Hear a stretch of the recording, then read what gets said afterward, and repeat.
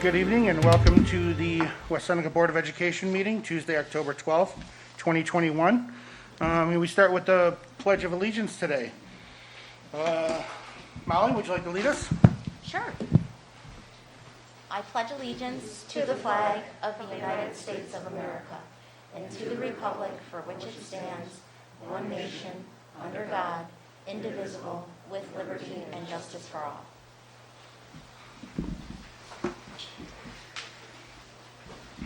Thank you. If we can move on to the superintendent's report. Sure. Yeah. No problem. Absolutely. Good evening, everyone. Thanks for joining us. I just have a few items for tonight. One of them, actually, I know we have a couple of presentations. One of them I'm going to jump out ahead of a little bit. One of the biggest discussions that we've been having, aside from a lot of the great things happening around the district, though, is involving transportation. And I know I sent out a communication last week just sort of outlining some of the struggles that we have and some of the things that we're doing to be able to address them.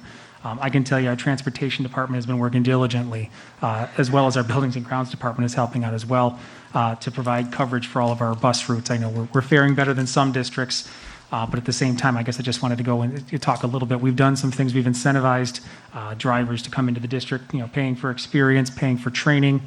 Some of the other things too we want to be able to do is give some of our part-time employees opportunities to do some training so that they could become full-time drivers and full-time employees, I should say, in the district. So we have bus mechanics who are fully certified and in a regular time would drive if they needed to in a pinch. We also are using some of our folks from buildings and grounds that have the appropriate certification. Many of them used to be bus drivers as well, but it's a struggle we're going to work through. We do have some people in the hopper, some people that are training right now, but it's not an overnight process. It takes some time. There's quite a bit of training that goes into becoming a bus driver. So we are also working with First Student a little bit too. We've got a meeting later this week, sit with them and talk a little bit about some of the challenges that they're facing as well. So as everyone knows, this is not a local issue. This is a national issue as far as bus drivers and the lack thereof are concerned. So again, our folks are working diligently, and I know Mrs. O'Grady's here tonight from our transportation department. She'll maybe say a little bit more, but I just wanted to start off by talking about that a little. One of the other things too is we've been working with all of our buildings right now to develop some, we're calling them continuity of learning instructors. So basically if a student is placed in quarantine for a period of time, and again, sometimes it might be 5 days, sometimes 5 school days, could be 6, 7, 8, 9 days, whatever it would be, trying to make sure that we have some access to teachers. Of course, they're going to work with their current teachers through things like Google Classroom or packets being sent home. But we've created some opportunities for our teachers after the school day to connect with kids as well. So we've gotten quite a few takers throughout the district. Some buildings we're still looking to beef up our support a little bit more so that students can have access to some of their core area teachers. It won't always necessarily be their teacher either. It could just be another teacher. So in areas where we don't necessarily have somebody from a building, if we're struggling a little bit, we can share so that, like for instance, an elementary teacher from one building might be able to provide some support and resources to a student from another building. So at this point, it's just about, you maintain the contact with their individual teachers, but you also want to be able to provide them support so they have time to ask questions. Similar to what would take place if a student was placed on home hospital instruction. It wouldn't be their teacher they'd be working with, but it would be, a certified teacher that could help provide them a level of support. So you'll see there's, some individuals approved on tonight's agenda, or on the agenda for tonight, but I expect over the next several weeks, we'll see some more people that are going to step up to help out in this regard as well. So I'll just ask any questions on that before we move on. I want to thank all the teachers that have stepped up to this point too to be able to provide that support for our students as well. So we've gotten some nice feedback from our families. The last thing I just want to point out, and this is more of a state thing and kind of an in-process thing. So there's a little bit of an initiative right now to try to get the ability to have students or people that are close contact, not just students, but if you're deemed to be a close contact, to be able to test in to stay.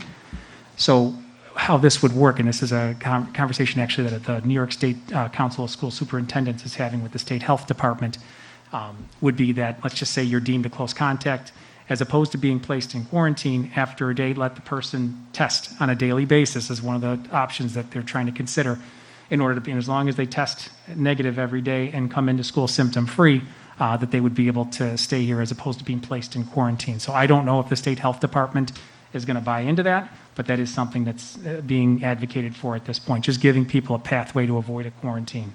So That's kind of new and late breaking, something over the past week or so that they've been kind of reaching out, just asking for support as well with that. So does anybody have any questions on that? How long would, over how many days would they have to test? It'd be in order to come back? probably the full 10-day period is what I would imagine. So So how would that make, like a child who's quarantining coming back quicker? they would come into school. So let's just say, for instance, the school had the ability to do the test every morning. They Yeah. could come in, they're asymptomatic, they would come in as opposed to having to stay home for the quarantine. They would actually test on a daily basis. So if their test was negative on day one, Correct, they could come back? correct. Okay. Yeah, so the mechanism that would be utilized for that, I mentioned the possibility of being able to test in school, that maybe that's a possibility, or maybe it's something that it would be some other arrangement, whatever that is, but it's a starting point just to get our foot in the door here, just to try to reduce the amount of time that students are being quarantined. So we have seen a substantial reduction in the number of quarantines since the county basically said we're going to follow the state Department of Health rules, which involves essentially not quarantining an entire classroom or bus because you have 2 students test positive within a 10-day window. So that's been helpful. Okay, that's all I have as far as the report is concerned. Excellent. Next, the board president's report, and that would be myself. I just want to, again, thank the board members for the different committees that you're taking time to be part of, the different things you're doing as far as meeting with administrators and, attending different events, whether it be in district or out of district. I know there's a lot of things that are going on that don't just include this meeting, but it helps you, help us as a district. So that stuff doesn't go unnoticed, and I appreciate everyone making an effort on that.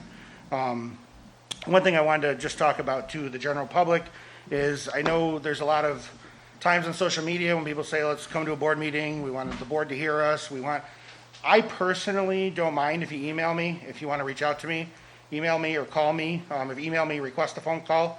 I've had a few times where someone's emailed me and I've replied back, may I give you a call? I don't know how every other board member feels about ways of communication, but I would suggest if someone emails you, they can ask you, what way do you prefer me to communicate with you as a board member? Don't be afraid to respond. I would ask if it's a major issue or something we need to respond, the president needs to respond with. As a whole, we can, but I'm definitely not saying we shouldn't respond as a board. If someone's reaching out, say to Molly or to, Jan, let them know your preferred way of communication. Some people it's email, some people it's phone call, some people it's meeting. I shouldn't be having good luck with phone calls. I'm talking with some people, and I believe like Jen ended up coming to the meeting tonight, but I spoke with her with a couple of issues, and I just gave her my personal feelings on it, and then of course Matt's always available through, if you email him or if you call. I don't want to say everyone just call immediately. I think emailing and setting up a time to speak is probably the best way to do it. You correct me if I'm wrong. I don't mind if they call immediately too, though. I'm good with Okay, it well, either way. but like I end up sometimes I'm on the phone and I'm working, and I would prefer to, like, if I'm working, I'll say I'll call you back in an hour or something. I'm not ignoring them. So again, if someone emails you asking your preferred method, let them know. I don't want to assume that everyone's willing just to talk on the phone at the drop of a hat or meet in person. Email's a good way to start the relationship and, go from there. But I do appreciate everyone making the effort. Again, I'm not singling out Molly, but I know you've reached out to some of the parents. Liz, I know you've reached out to some people that have had some emails through there. And I appreciate it because I can't always get to them. There was one I forgot to reply to. There was one that you got to before me, so I let you handle it. And I really appreciate that. You're welcome. So that's kind of it on the board report as far as communication. Can I just say one thing, Yes. too? We have to, if somebody comes to you with an issue, depending on what that issue is, you need to go through the chain of command. Of course, If it's absolutely. for a particular school, you tell them to contact the principal. If it's the transportation department, you have, the transportation, because there's the expert in our district, and they have all the information. So, Yes, Diane. we can just, respond. I heard your message, I got your message, but this is be the person who can give you the most information. And I think it's important that you, send them to the place where they can get the most accurate information. I agree. So what you're saying is don't reply with a, I don't know? Or don't reply with an answer that might not be the correct answer. Correct, yes. That's the worst thing. Yeah, to yeah, me. absolutely. Yeah. That's my biggest fear, is giving the wrong information as opposed to, Right. let me figure out the right way. But again, sometimes it's just a vent. Sometimes it's just to tell me how they feel about masks. Sometimes it's just to tell me how they feel about buses being yellow instead of orange. sometimes think buses are more orange than yellow anyway. Sometimes just lending an ear to somebody Yeah. who's in a situation Yeah, that is stressful is also very valuable. Yeah, and I feel that we're, a month apart on these meetings is a long time, so. It is. I'm making a concerted effort to reply to the emails, but again, I really appreciate the effort that everyone's put into helping me out with that, so, thank you. You're welcome. Assistant Superintendent's report, who I'm assuming we'll start with John. Sure.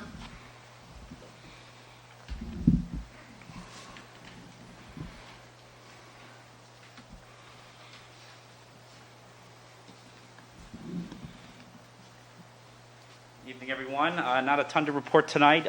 It's certainly been a busy start to the school year. Diane actually sent me a few talking points for an upcoming staffing presentation. That's actually very helpful, and let me know exactly kind of what data that you want pulled, and talking with kind of Will and our team too, just some different ways to look at district-wide versus building to kind of see some of the comparisons. So we just had our Beds Day. And it really, right now, it's just getting settled into the school year, making sure, and any, potentially last-minute staffing changes that need to happen, making sure that our classes are balanced, and be able to kind of take a look now, a snapshot of how do we do with our predictions in the spring. There are several people on this agenda tonight being appointed. Just like to congratulate them. I know a few of them are out here. It's a huge accomplishment, and we welcome you, and thank everyone that maybe is leaving us for their service. And just to echo what Ed said, thank you for all that you do. And if you ever have a question that you think I can help with, please let me know. And look forward to kind of working through the school year and the variety of exciting things to come. So thank you. I noticed, John, about 6,000 kids now with our preschool. Yeah, that's right about there. Around Yeah. 6,000, yeah. We do get monthly enrollments too, and if you ever want a snapshot, just look at that. Our PPS department does a nice job, and they send that to us, and we kind of use that to kind of guide and update some of our staffing sheets throughout I the think course of the year. Nicole has been sending those to us. Yeah. Just as far as some of the administrative services, I know Linda's here to speak. Linda has, as Matt said, your hard work is greatly appreciated. I know Scott Firkins at our IT, we're looking to fill, and we have either they just happened, they're about to happen. I think they already happened. Our final 2 CSAs, those are some of the computer support assistants that work in our buildings to help support our students. Those will be filled up.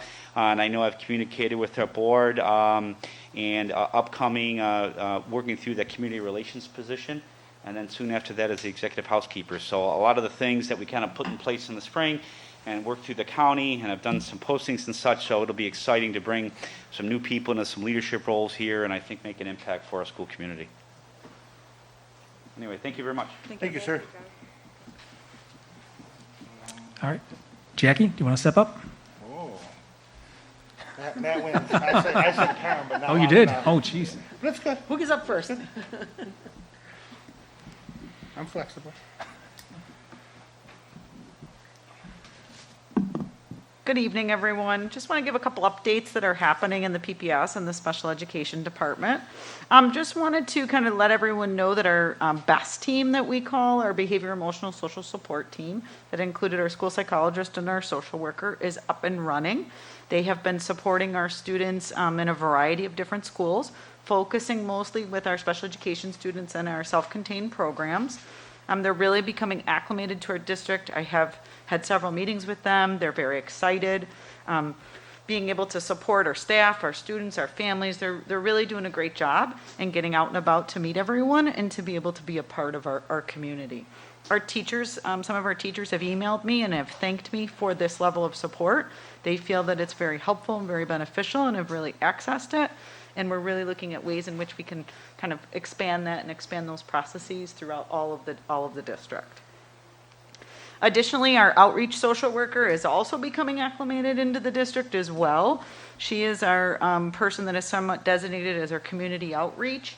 She's been working with our current social workers in the building, spending time getting to know the buildings and the support staff, as well as she's already been assigned some specific families and students that she's been working with and has done a really nice job providing them with some resources and linking them with some community-based services. And the last thing I want to update on is our interviews for our nurses have happened are moving forward. We're looking forward to that. We've had some really great candidates. I'm looking forward to bringing them on board. Again, our school nurses are extremely thankful and very grateful for having that additional support. Really been able to kind of piecemeal some things together now, but looking forward to some more consistency in that area as well. So just some great things happening. As you notice on our agenda, I think we've already approved Dr. Loughran, but looking for her to really start in the PPS department this week and really getting some things up and running and things rolling. Okay. Any questions? If so, please reach out at any time. Thank you. Do you want to pick the next one, Ed? Yes, I will go with Carmen. Thank you. They're all great choices. So.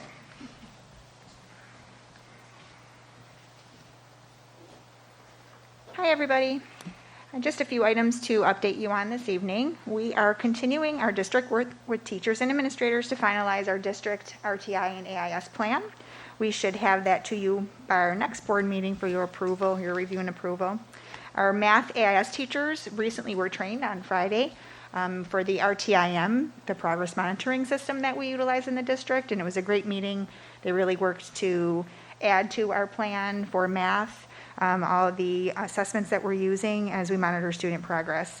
We will have additional RTIM training for teachers, whether it's in English language arts or math, as well as science and social studies at the high school level for our AIS teachers, and that will be later this month on October 20th and 28th, and then again on Superintendent Conference Day, November 2nd. We had our first district reading teacher meeting under our new direction of our reading leader last week at Northwood. It was a great meeting. Teachers collaborated on our district systems for collecting data on student progress, multiple measures, making sure that those are consistent and uniform across the district, across all buildings. It was a really great meeting. We also talked a lot about the district literacy committee. There was an update given to the group at large on what the first meeting was about there.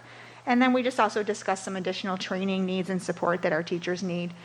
Newer teachers, we've hired quite a few reading teachers across the district, and so they're in need of some training and support in DRAs and MAP and all those other assessments that assessment tools that we have in place. As I mentioned, our district-wide literacy committee met on September 30th. It was a great meeting.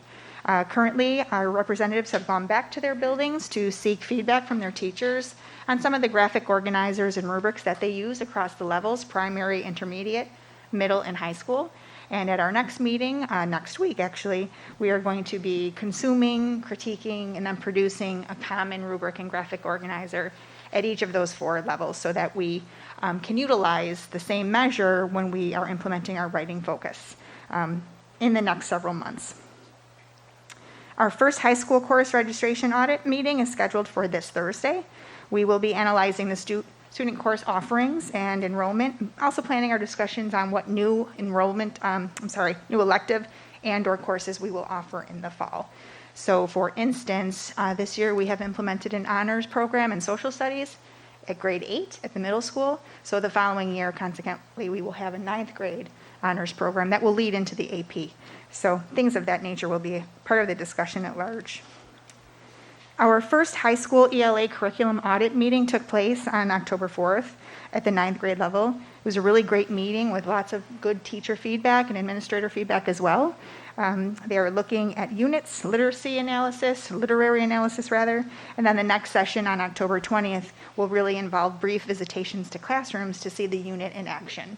So it's really making sure that our curriculum is aligned to the standards, that it's culturally responsive, making sure that we have hit all the aspects of what is in the standards. And we continue to plan for our upcoming Superintendent's Conference Day on November 2nd. PD is being developed for our teachers. Our administrators will also be involved in some PD as well. And these are all based around our various district initiatives. So I think that's about it. Right. Thank Any you. questions? Okay, thank you. Thank you. Thanks, Karen. Just want to have Will then step up to talk. Would now be a good time? Yeah, absolutely. Mr. Thiel? Sure. So as Will's walking up here, I just passed this out a little while ago, but we just made some suggestions to the presentation schedule for the Board of Education. Will's just going to give some context It really preserves everything that was requested, maybe just elaborating on a couple of spots. But Will is just going to talk a little bit about it. We're not making any decisions. We don't have to make any decisions or anything right now. It's more just to talk a little bit about the way we can present some important information to you. So we took the feedback we received from the board on a presentation schedule, and what we tried to do is align it with when the data is available in the district and how we could build out a larger team to actually present that data. So we've moved some things around a little bit on the schedule. I don't think we've left anything off the schedule. It may be combined in an area where we think we can handle more than one topic in a meeting. We've also built out the budget presentations instead of something early in the year and something at the end of the year. There's a budget presentation every month focusing on a different aspect of our financial operations. So we try to weave that in with student achievement data, with enrollment data, with class size data, with where we've made our investments on social workers and psychs and SROs and attendance. So we tried to create a story that'll flow with the budget arguments that begin literally 30 to 60 days from now, that can give more information, we think, to the board and more information to the public. So read it over, check it out. If you think something's missing or mistimed, we'll be happy to take the feedback and make adjustments as we go forward. But the goal was to just try to make it as meaningful as we can for the time we were together and really get the opportunity for people down to every level of the district to participate in these presentations, given the time we have to plan for them and make them available to you. Any Great. questions now? Anyone have, no, we'll look it over and kind of run it by, and we'll email you or call you, and, Yep. thank you. And thank you for taking the time to do that. No, I think it's been a Appreciate team effort amongst everybody, and everybody's contributed, and I think we're excited. We've talked to a lot of teachers and directors and administrators about it, and there are people that want to be a part of coming and presenting to the board and the public. Great, that means a lot. Thank you. You want to do Linda? One thing that we had done in the past, we didn't do it last year because of the way the school year was, but when we had a certain school for, on the schedule, we did a meet and greet in the morning or after school with the teachers. Just, for them to see our faces, for those who could make it, and to have coffee and, a little dessert. So are we thinking of, doing those again, or? I would love to do those again. I'd love to maybe Yeah. even consider, if we try to maybe set up a morning one, an afternoon one for the people that are here. Maybe, the one idea I had was, what about the night of the PTA meeting?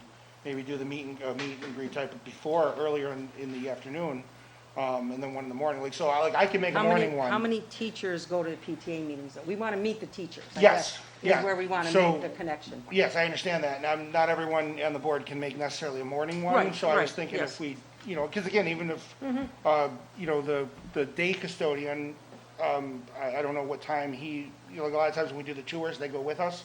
I don't know whether they'd be better there or near the end of the day, or say a lunch, the people who work in the lunchroom. I'm just saying it might be, Right, if we throw right. 2 in a month, it might be a good option. But if the afternoon one was, say, the night of the PTA meeting, then if anyone wants to stay, they could stick around for the PTA meeting. Just an idea. Okay. But I absolutely love those meet and greets. I believe, Right. Jan, you were here when we did it. Pete, were you here? Yeah, yeah, we did it 2 years ago. it- I think we started, I think we did it for 2 years in a row. Yeah, it was a lot of, I don't want to say fun, but it was really interesting showing up and just having conversations with people, talking to them, and I really enjoyed the people that wanted, that wanted to come came, and the people that had other things to do, had other things to do. It was really enjoyable. I don't know how you guys feel about it. Did you ever hear about those or see? Yes, we did. Yeah, we talked about it. Yeah, I think So- it's a great idea. I think it's important to hear from the boots on the ground. Yeah. Yep. Just, we want to be sensitive just to the gathering in large groups of food and stuff like that. So just be a little, I think we can get at it. We just want to be creative as to how we go about doing As it. much as I love snacks, I mean, if we don't have to have, I get it. Plus, I think we put a lot, I think they're stressed out too much in providing this. So if we just maybe do, just a meet and greet for now or something, they don't have to stress out about providing Yeah, food or anything, I'm fine with that. Well, I think mean, we provided We the did. food, right? Did we provide the food? through the Yeah. district, Oh, yeah. they- Yeah. Okay. Yeah, what would we do to get the ball rolling on that, to kind of put together tentative schedule Yeah, ideas? or- yeah, I think we probably want to put together a tentative schedule, and again, just be sensitive to not, bringing everybody together in the same room together for an But- extended period of time. We have to kind of be sensitive to that, That's why I was too. also kind of thinking about doing more than one. And again, you don't have to come to every one of them. We could, if Diane, you can make in the morning, and Pete, you can make it in the afternoon, then you're not overlapping each other.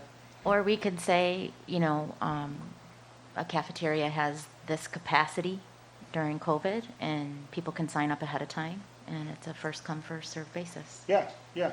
And I don't believe there were large crowds before. No, COVID yeah, when we and did the it. teachers floated in and out. Yeah, I mean, it wasn't, Yeah. people didn't stand within 2 feet of each other for a half an hour or something like that. So Yeah. I think there's a way to get at it, I really do.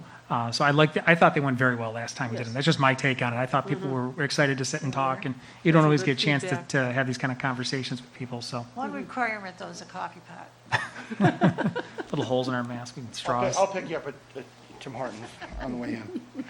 Yeah, so I'll put out an email, maybe we I'll can come with the coffee. see about, obviously, like tonight's like the Winchester night, but we can even maybe consider after tonight, the different schools that are scheduled, make it that month for that school type thing. Okay, so we'll put out an email to that and start working on it. Who would we include besides the board? Would it be Nicole? Yeah, and I think you? Nicole can help quarterback Okay. that too. She's always been kind of a nice Oh, conduit to yeah, building absolutely. principles and, yeah. Okay, great. Is Robin here? Yeah. Miss Brady, are you in the hallway by any chance? Okay, we can, Well, we were going to do the audit first anyways. am I skipping the audit? Yeah. Okay, Yep. great. So number 2, we have presentations. We have the Internal Audit Report, letter A.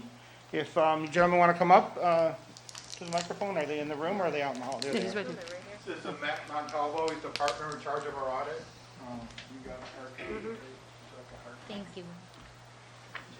So the board audit committee met earlier today with him and went over some of the stuff, and I'm all set. now you're going to present Yep. to the board. So I have a presentation. Like I said, we met previously with the audit committee, went through our required communications.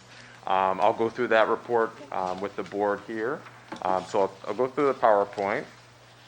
The first thing, what we clarify is what our primary responsibility is, and that's really to provide an opinion on the district's financial statements. So do the financial statements, the financial information prepared by management, does it fairly represent or fairly state the district's financial position? So you as board members, can you rely on the information that's provided to you to make decisions?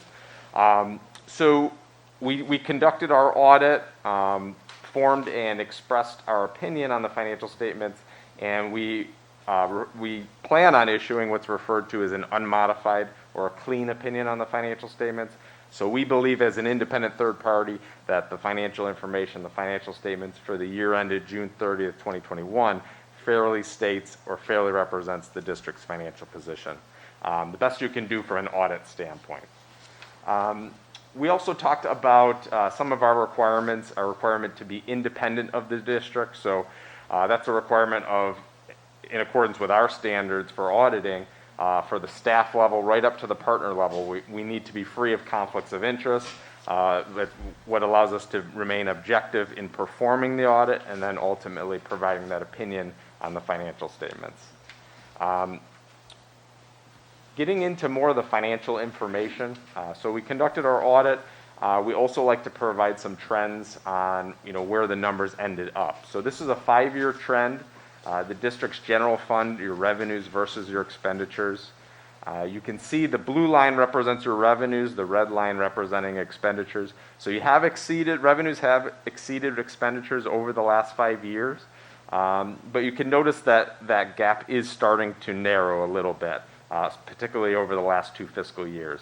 But for the year ended June 30th, 2021, the general fund increased approximately $700,000. And that does have an impact on your fund balance, the district's fund balance, or your equity position. So you can see this 5-year trend showing, what is our equity position over that 5-year span. So from 1920 to 2021, that represents the increase of that $700,000, and the fund balance levels are represented here.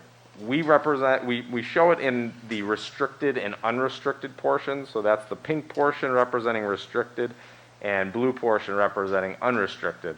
The reason that's important is because there's certain legal restrictions on what you can use those restricted funds for. So you have legal reserves for areas such as workers' compensation, retirement contribution, capital reserves that you vote on, and then your employee benefit payouts. So it's important, and a lot of other school districts in New York State utilize these reserve funds because it gives you an opportunity to plan for unanticipated expenditures that can really impact a budget. So you're at about $18.8 million in total restricted fund balance, puts you in a little bit more flexible position. When you look at your unrestricted, it increased to $7.2 million, some of that being an amount that you've appropriated into your current budget to help stabilize the budget.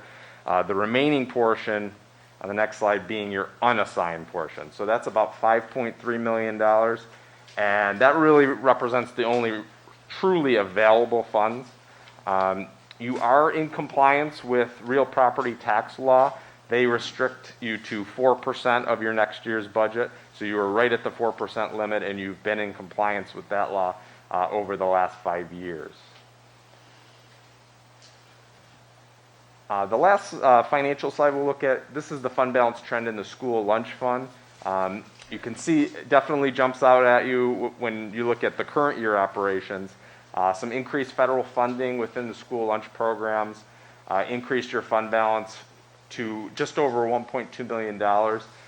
As going forward, you're definitely in a position where New York State Education is going to start looking at that fund balance and say, do you have a plan for using that fund balance? And I know just talking in the audit committee meeting there does appear to be a plan together over the next year or so to address this, looking at investing in that area and equipment, things of that nature. So school lunch fund, and then when we look at kind of our overall observations for the audit, certainly the general fund, when we compare to our other districts, in a stable condition. You're dealing with a lot of the same challenges that other districts are dealing with, increased salary and benefit costs, state aid uncertainty, but you've done a good job over the last 5 years of keeping things stable, and you're certainly in a position where there's no going concern or cash flow issues in the short term. So from our perspective, no material weaknesses, no audit findings, and that's pretty much the summary of our communications to the audit committee. Any questions from the board? Some of that school funding for the lunches from the federal government?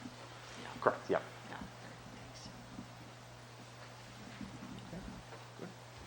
Thanks. All right. Thank you for your Thank time. you. Thank you for your time. Have a Thank good you. evening. Appreciate it. Yeah, she's out there. He works by the hour, so we're gonna. That's why we put them first.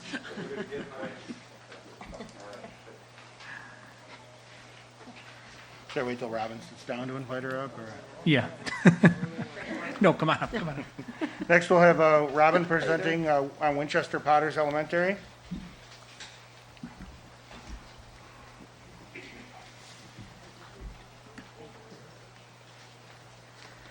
Good evening, everybody. Thank you for having me here tonight. We have been doing some wonderful things at Winchester Potters. So just to get started, the nice signs have been a great addition to the school. First, I wanted to update you on just the transition and how we rolled everything out. Okay.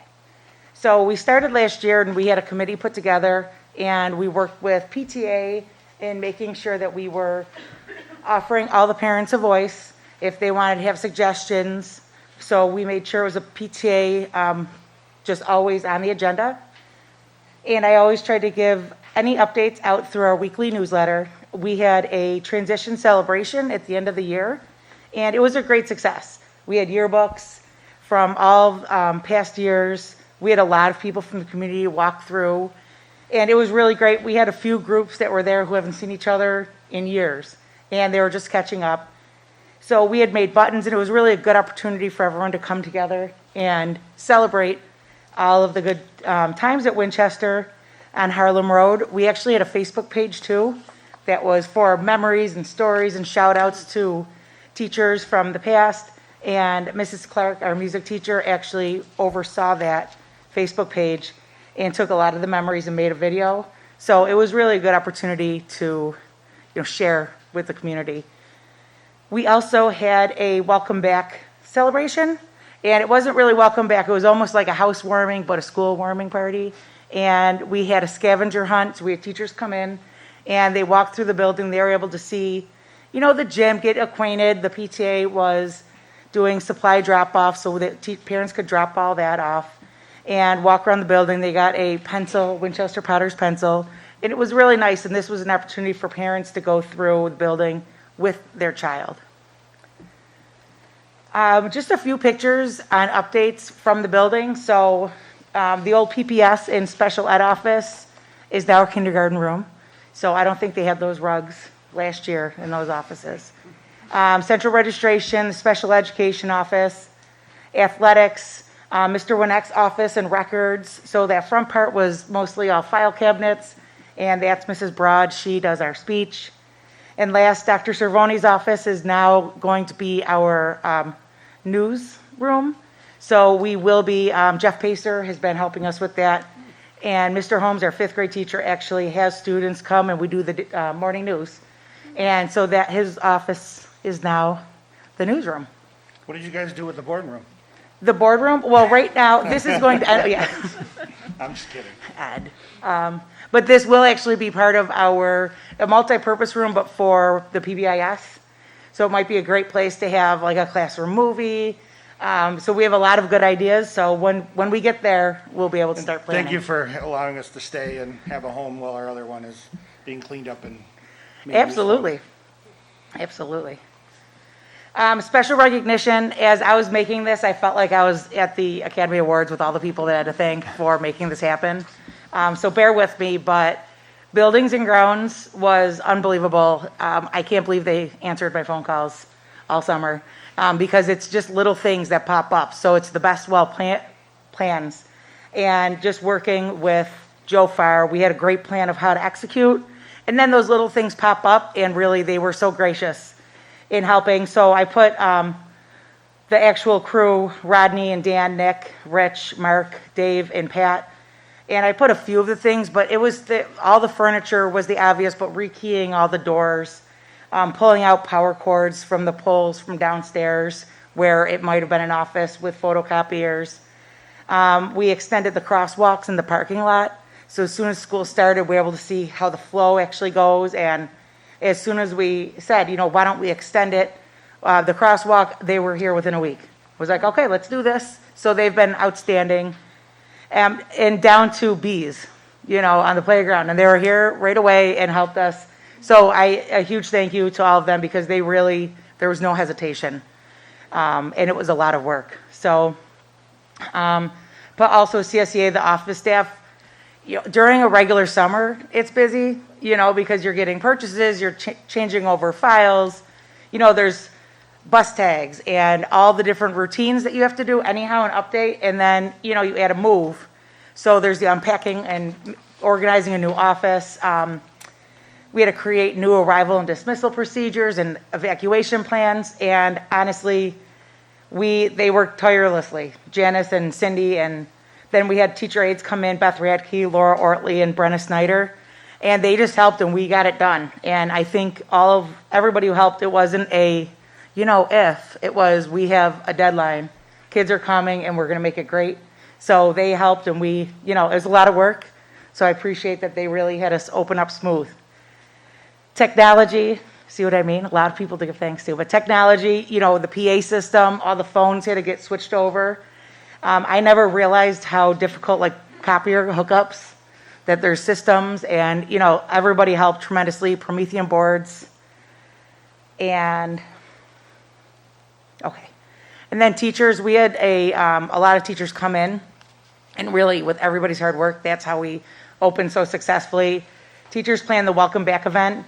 So everything from the rock painting that we did that will go in the courtyard, to sharpening the pencils that say Winchester Potters, creating the scavenger hunt boards.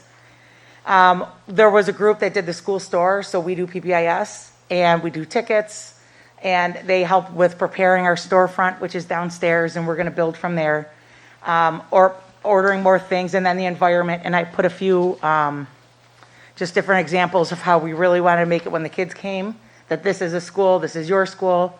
So I think that was a success. And then I put a little shout out to Dr. Merkel came and helped with the courtyard. He had some of his kids from the internship in the academies come, and then he did too. So he got right in there and helped us, so that was great. Okay, so that was about the transition, and I would say really it's been great. I mean, people are happy, teachers are happy, staff, kids, parents, when they come in, you know, it's just a nice open building, and it's very welcoming. So it's been great. One of the, something I want to highlight is we are doing PBIS, which is Positive Behaviors, Interventions, and Supports. And we go by the 3 R's. We are respectful, responsible, and ready to learn. The PBIS is a positive and proactive approach to discipline and expectations. And it improves academic performance, decreases problem behaviors, and has positive school culture, so that we're saying we love that you're doing X instead of saying, you know, you shouldn't do something. So tier 1 is what I want to focus on, but tier 1 is your 80%, so all the classroom teachers. That's why it's PBIS, because everybody has the same language, same expectations for the students and themselves. Tier 2 is when students, you know, it might not be clicking, so what else can you do to support a student? And tier 3 is when you do definitely need a little bit more support. So what we've been doing is tier 1 is all student, staff, and settings. And it's making sure that we are all on the same page with what the expectations are, what it looks like, and what it sounds like. So we are respectful, responsible, ready to learn. And in PBIS, you have to teach the behavior. So you have to say, you know, this is what respect looks like. On the bus, in the hallway, in the classroom. So what it might sound like. So you're explicitly teaching the expectations that you want to see. And what we have is, first, the tier 1, their classroom lessons. So the teachers have actually, a group of teachers has created lessons for our staff to provide to kids. So the first set is, these are just lessons for classroom teachers. So a sampling is something like this, for respect. We always have the matching book that corresponds with the skill, and it's all discussion based. So we'll say this is what respect is, and you'll see, you know, how important is it for people to be respectful. And the kids, it's all dialogue. And you talk about what the skill is, how you feel when maybe someone isn't respectful. You have, you'll see rude versus respectful, where they actually have a lot of examples. And they talk about, well, why would that not be something that's respectful? How can you make that behavior respectful? Next, this is responsibility. So we explicitly teach everything from, I put in here, like what's responsible in the restroom. Because it's really important that if you have expectations, and especially if you're ever going to give consequences, that students know exactly what you want. So something here is with responsibility, we read the books, lots of books, and then you talk about what are things I'm responsible for. And then there's the chart, what are teachers responsible for versus students. And most of these are actually also primary or intermediate based, because really responsibility does change as students get older. And last, this sampling, ready to learn. So these are week-long lessons. And you'll see this one is, you know, in different units. So it talks about getting students, like, how are you ready when you get up in the morning? And before you even come to school, how can you make sure that you're ready? And once you get here, what is your whole body listening? Because that is something that students struggle with is, you know, they're looking at you, but what does it mean that you're truly listening and that you're ready to learn the information you're receiving at school? And then self-regulation. That is something we work on a lot. That is a target for our building, is coping mechanisms. And if you are feeling overwhelmed, what can you do to make sure that you calm yourself down So we give the students different examples, but there's a lot with breathing, having, your mindful body. So again, if you expect it, we make sure that we teach it first. Okay, aside from that, we also have classroom lessons, so we do an every other month rotation. So the first month is classroom teacher led. So those are the lessons you just saw. And then the next month are still 3R lessons from our social worker and school counselor. So this month, you'll see, here are the books we used. Again, mostly in primary, we read the book and we talk about it. And these are skills that the teachers have targeted, or myself. And that is one of the goals with PBIS, is that if you notice there's a behavior that, is you want changed, and it's something that's, you see frequently, then you address it and teach what you want to see. So we've noticed that it's just the simple kindness, and this could be because, some of the students haven't been in school in 2 years, or at least even in a full classroom with kids. So it's those soft skills where maybe you're not best friends with somebody, but how can you still just be kind? So that is what we're working on. The school counselor is doing it as well. So they go right into the classrooms. Also, we do lunch bunch, and that is preventative. So we do check-ins with kids. So this is the social worker and counselor. They'll pull groups. And sometimes it's just social skills. So sometimes some students just need a little help learning how to make friends. Sometimes students need help calming down. We have some kids where it's just competition. So sometimes they're playing Uno in different games like that to learn that, it's okay to not be winning and still be respectful to your friends. Sometimes it's a social concern. So sometimes you see things pop up with sometimes it's like drama in certain grade levels. So we start talking about, how does it make you feel, and do thinking so that they know, like, how do you feel when that happens? How do you think the other student felt? So it's a lot of discussion so that students can really, think about it. And then that's usually how the students will learn, rather than us saying, be nice. All right, and last, we actually have built groups. So this is more tier 2. So we have grades 1 and 2. A target that we notice the need for is just social skills, just asking for help, not getting upset, and just shutting down. So different ways that you can, problem solve and socialize appropriately. Grades 3 through 5, friendships, how to be a good friend, and just all that gossiping, bullying, conflict resolution. So students actually get pulled for these groups. Sometimes a parent might call and say that this is something to work on. Other times we notice it in the classroom, but it's something that's meant to be fun, and then in learning at the same time. Okay, so this is something I'm proud of because it's all teacher-led. The teachers create the lessons, the social worker, the school counselor, so everyone, we really look and see what our kids specifically need and then target those behaviors. And then the last piece would be something that we would need from the Board of Ed. And, I would say that right now we are really using data for all of our interventions. So using the NWEA MAP assessments and using the New York State assessments, we're really able to see what students need more intervention. So the increase in reading and math, that has been extremely helpful, because we're able to give all the students what they need in a true RTI, triangle RTI format, where before we weren't able to hit all the students who might need the help. So that's one thing that I would love, is that continued support of having those interventionists. Also, one thing that we've noticed is, as far as OT, PT, and speech, a lot of students seem to be coming in with weak skills.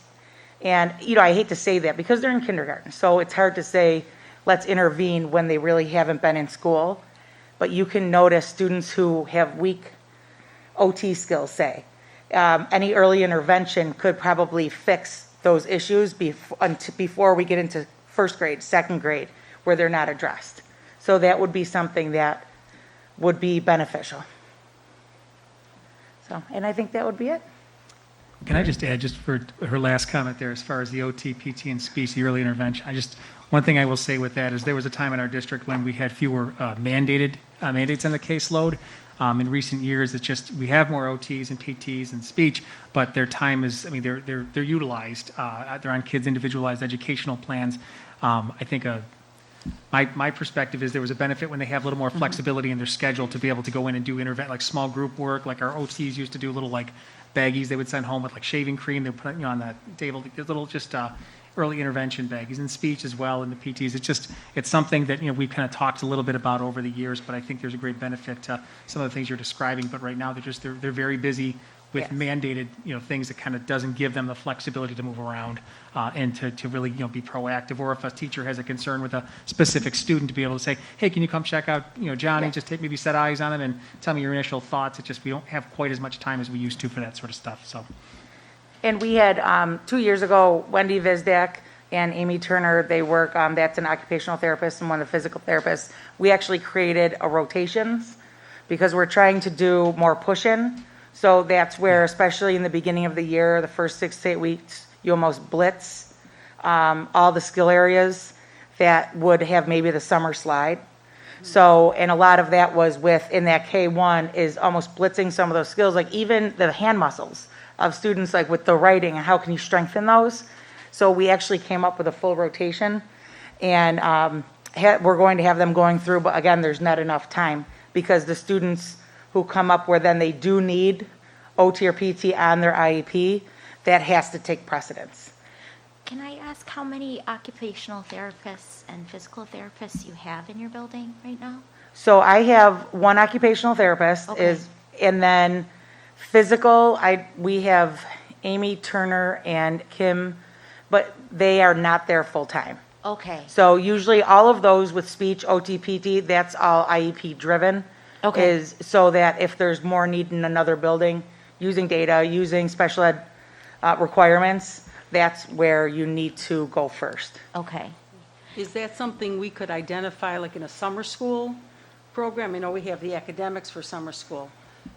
Can this also be identified for, for those skills in a summer school setting?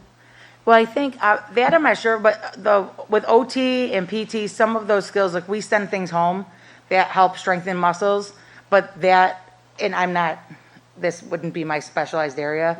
This is something that I would think is more, they're trained and they're good at what they do. So like we've had Wendy come in and actually watch how a student holds their scissors, and you can see with their hand movement. They're actually so skilled. They came in, we had one student, they noticed things about how the student was walking. And they noticed so many things that I've seen the student walk. I never noticed those pieces. So I don't know if it would be a summer school per se, because these are skills, especially when you see in kindergarten first, once those students are able to actually accomplish those little goals, that will set them up for success. Did you want Jackie? Jackie Fowler's over there. She can actually Yeah. maybe answer your question as far as like how many people there are. She could probably give that to you. Sure. So just to give some background and just to reiterate, we are looking at ways in which we can utilize our related service personnel, which are our occupational therapists, physical therapists, and speech language therapists, to provide early intervention services. So currently, they are supporting district-wide. So currently, we have 5 OTs and 3 COTAs, which are CODAs, which are certified occupational therapy assistants that provide services across the district. And there's some limitations as to what each person can do. This year, we moved one of our COTA positions into an OT position so that we can provide some of that additional support for evaluations and to provide kind of that higher level of service. We also have 2 full-time physical therapists and physical therapy assistants as well. So we are looking at a variety of different ways in which that we can do early intervening services. And I think to your point, Diane, this wouldn't be a special ed program for, say, what we call ESY or extended school year, but other opportunities of ways in which that we can embed some of those services and some of that early intervention in some of our classrooms. So we are continuing to look at that.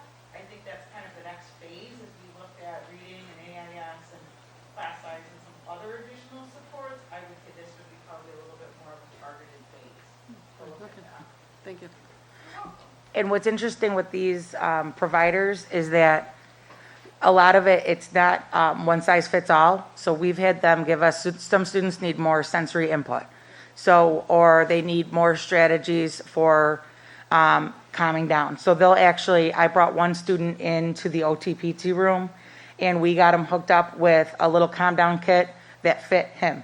So when he was getting upset, and Wendy was able to quickly, I caught her on her prep, thank goodness, but give us the calm down strategies. She put together a little box for him. She noticed in that small time that he was really good at puzzles because he was taking and putting pieces and matching the colors. So when she went and got like the tools, if you will, she got ones that were more centered around puzzles. So he doesn't need to squeeze something when we have a Rubik's Cube kind of ball that you push in and you match the colors. So he's strengthening his hands, but also he's able to occupy his brain and in a way that he can focus back on school. So they really have a skill set that is specific to kids. They can look at them and say, you know what, this is what you might need, and then give you those tools. And then they help the teachers as well. Are our therapists contracted through BOCES? Or are they No, they're district? ours. They're ours, okay, okay. Do you guys have any other questions on the PBIS or anything? Okay. Thank you guys so Thank much. you. I saw you have co-presidents, Crystal, and I do not know the lady's other name. Amy Miller. Crystal or Amy here? Yes. I saw them walking delivering pumpkins. It's kind of cool what you're doing with that as far as, the kids writing on there what they're thankful for and all that. Oh, yes. That was really cool. And I'll give a plug for your PTA and all the other district parent groups. Again, if you're involved in Winchester Potters, go to the PTA meeting. You don't have to be a member. Am I correct on that? Yeah. Go to the PTA meeting, consider joining, but also you're not forced to do events if you don't have time to do events. But I did join your meeting. I didn't speak because I was working, but a few of the board members were trying to join some different PTA meetings and get some groups. And it was really great watching the collaboration with the teachers, the staff, the parents, and some great words were said about you by some parents I was quite happy to hear, and great feedback, and the things you guys have planned seem a lot of fun, especially Fall Fest. Yes. The outdoor activities, and you guys and your have all, it seems like a really great event coming up. So No, again, thank just you. to plug out to all if you're not involved in Winchester Potters, you're West L, you're at, Clinton, just again, join one meeting, and you don't have to always be there all the time, but it's a chance to meet the principal and the teachers and staff and the other parents Yeah. involved, so then you can, get some information or do, help out when you can. And it was great because in that meeting, and thank you, because we have a great PTA, we have a great staff, and like the energy really, it's great because there had been an idea with the thankful for pumpkins. But then from there, the art teacher said, let's do positive pause, and we're starting with the staff to give shout outs to staff members. And so everybody works so well off of each other, and it's all about really the kids. So the staff, that's why I wish, I could just keep going on about who to be thankful for, because honestly, it's a great building and everybody's very student oriented. And we already have staff members signed up to help at that event because I think it was really important that, yes, there's still COVID guidelines, and yes, all these things are still going on in the world. However, it's Halloween. And, we have to be careful with that too, because the kids, they want to wear their costumes. And I know that I have 2 little boys at home, and that's what we're very excited because they're having a parade too. But those are the things that the kids remember. And I think as a parent, those are the things that make me excited about school because you can be involved. So the Fall Fest, that'll be great because we'll have the pumpkin. So every class, they're all signing their own pumpkin. So each classroom will have a thankful pumpkin for all the different things that they're thankful for. Then we're going to line the front with all the pumpkins so that you could see what all the kids are thankful for. And then we're doing like a trick or treat around the building because we do have the sidewalk that goes around. So there'll be games. You can get some treats. There's going to be cider and donuts. And then also if you want dinner, there's going to be a chicken barbecue. So it's really meant to be just something fun for the family. And, and that's something that I think everybody wants and needs. So thank you for the plug, but really it's a good group. So thank you. Yeah, I just want to say thank you too, like as a mom, after COVID and everything that, parents and families have been through, these kind of events are just so important. And I mean, like I watched my boys go through homecoming at West. I don't think I've seen them happier, you know. And so these sort of events are so important. And I know that it's trickier to put them on, but you know, putting the kids first and welcoming families in is so greatly appreciated. So thank you. Oh, absolutely. And honestly, at the PTA meeting, I probably sound cheesy, but it was great because people kept coming on. There was a new parent. One of the dads, Mr. Sitch, is like, you know, can I be in charge of, can we get books out? We're doing a book bonanza. So there are parents where he's a new dad to the school too, but he's like, you know, that's pretty much, I can do that. And that's great because it's like, you know, if everyone took a little piece and gave ideas, that's how we're able to have this big event. And it'll be a great event, but only in a small time of planning. So it is, you know, Ed, that is a big thing, is that you don't have to come on and say you're going to run everything. Just if something that you're passionate about, or even just saying, you know, I can volunteer that one night for an hour. Like, all of that's helpful, so. All right. Great, thank you. Thank you very much. Thanks for Thank you. coming. Thanks, Robin. Some nice stuff happening. Up next, we have Linda O'Grady, Supervisor of Transportation.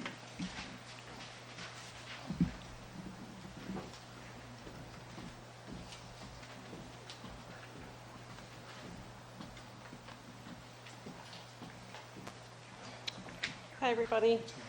Hope you're doing well tonight. So thank you for inviting me to speak. I have some current updates and information that has been requested, and I hope to answer any additional questions that you might have. Currently in transportation, we are holding our own and keeping our head afloat. Out of 69 routes, my department has 6 open bus routes with 2 additional employees on long-term leave. So going into each day, we are 8 drivers short, not including any absences. I have the ability to pull mechanics and office staff along with help from our buildings and grounds department to alleviate this, but in the end, it's a snowball effect with everybody's position suffering. First Student covers 23 of our routes. They are 4 drivers currently short a day with minimal support. So at their location, they just have their buses and their terminal manager. They don't have any mechanics or any additional office staff that they can pull to help with supporting them. As Matt mentioned earlier, we have a meeting later this week with First Student. We're hoping to kind of do some brainstorming and figure out how we can get her some additional support over there. We do help them when we can, but on a daily basis, you know, we're just getting our people covered. So when we can help them with covering, even if it's 1 or 2 schools, we do our best to get them covered. Currently, I have 4 drivers in training. By the end of this week, I should have 3 more in training. Training is a long process, so it takes probably at least a month. Once drivers start training, to get them ready for the road, for their road tests, to get their physicals and everything in place. It really depends on the individual person and how they're doing behind the wheel. We are offering additional incentives for new hires. For example, we are now paying for training, and we're offering a higher pay scale to start if someone comes fully licensed with experience. But comfortably, I need to hire 10 drivers. You know, I need to cover my routes, have a few subs floating, so we can, on a daily basis, cover if somebody calls in sick and leave my support staff in the office and in the garage. We are currently taking attendance on the buses in the mornings and afternoons. We are looking at technology that would allow students to use a scan card. So every time they board the bus, they would scan their card, and that would take the attendance for us. So that would alleviate that additional task for the drivers to do. It's difficult enough for them to drive the bus with the children on board. You know, any added task that we give them makes their job just a little more difficult. All of our buses do have cameras installed, First Student and West Seneca. We currently have TransFinder as our routing system.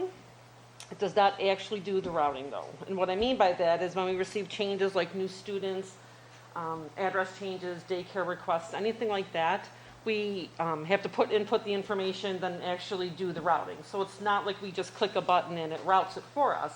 We have to go in and actually do the routing. So it's pretty much more of an information holder for us.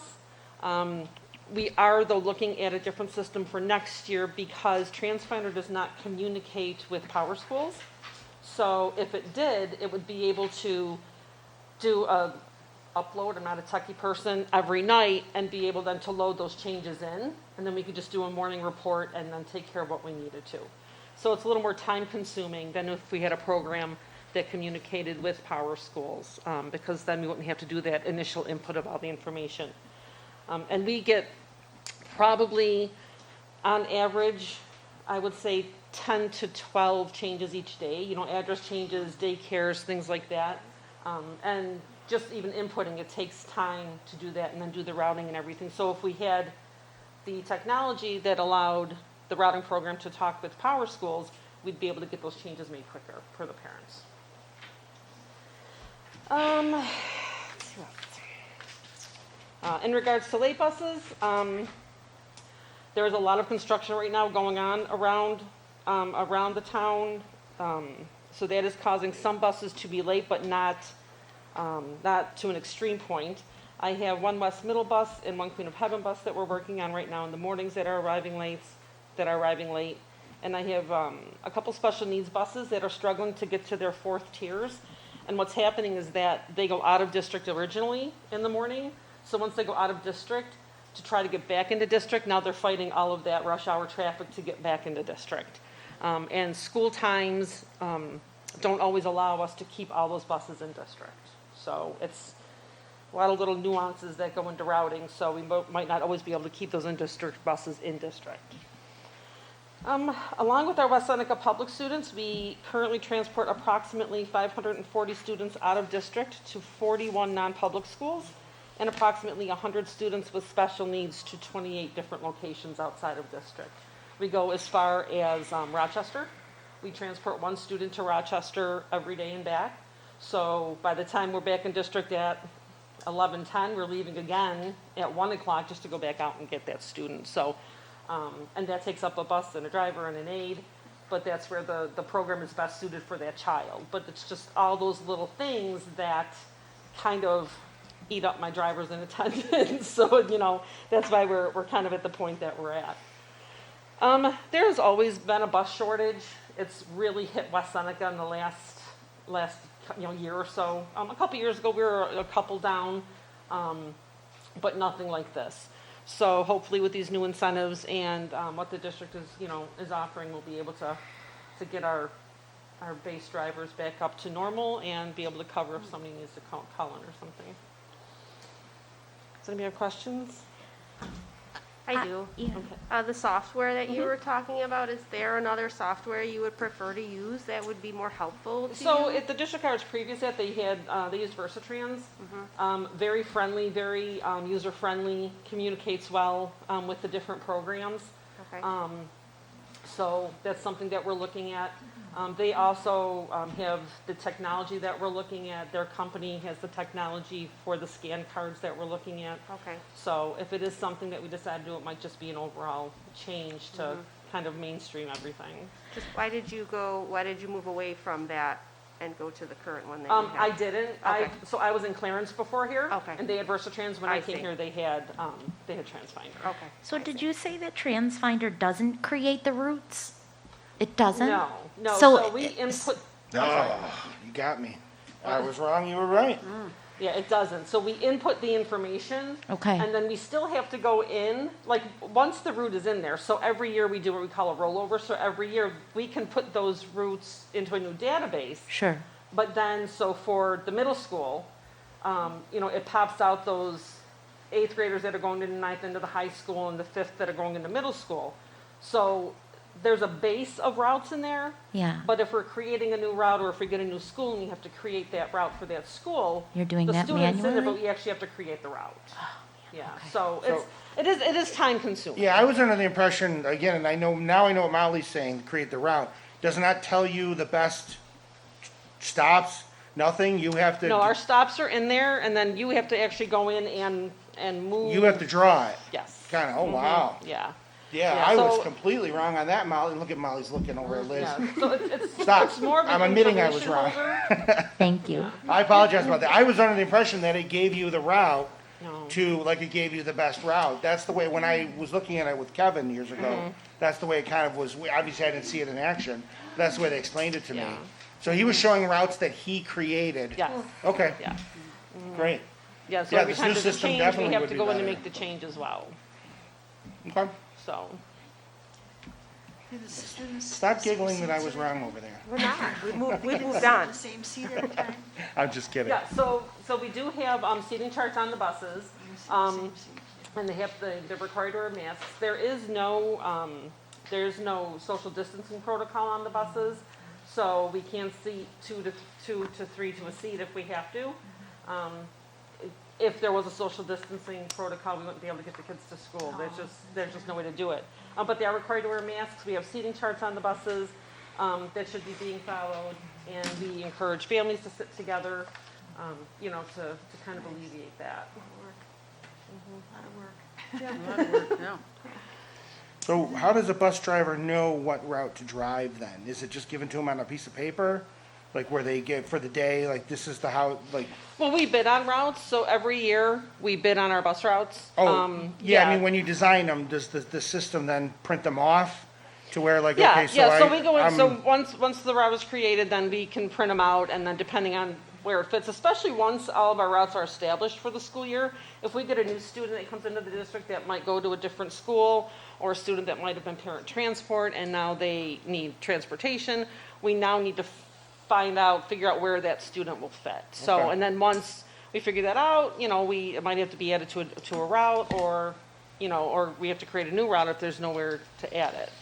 And that changes all the time with special ed. Okay. Yeah, And you but we said have- sometimes you get as many as 12 changes a day? Okay.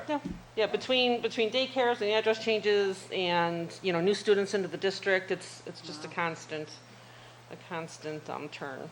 Okay. Yep. And the bus app, Mm-hmm. I know we have one, First Student has another.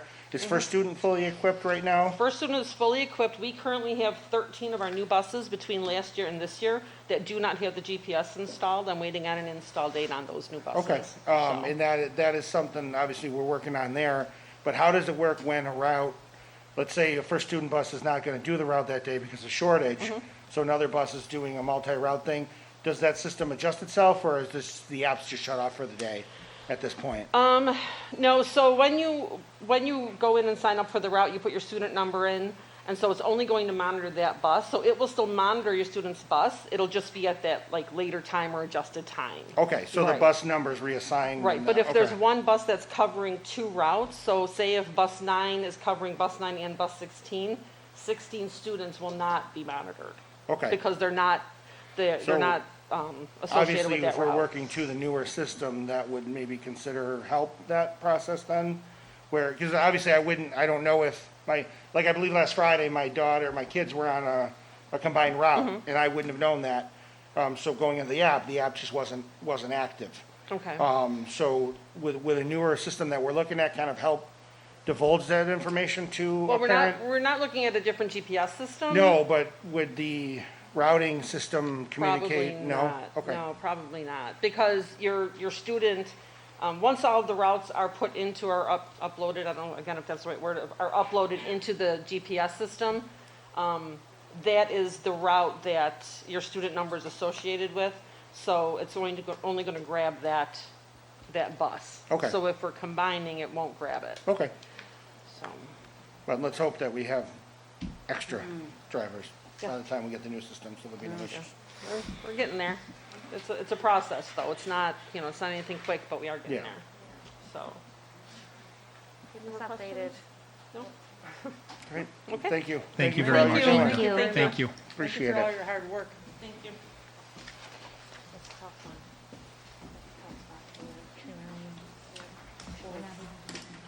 Tuesday.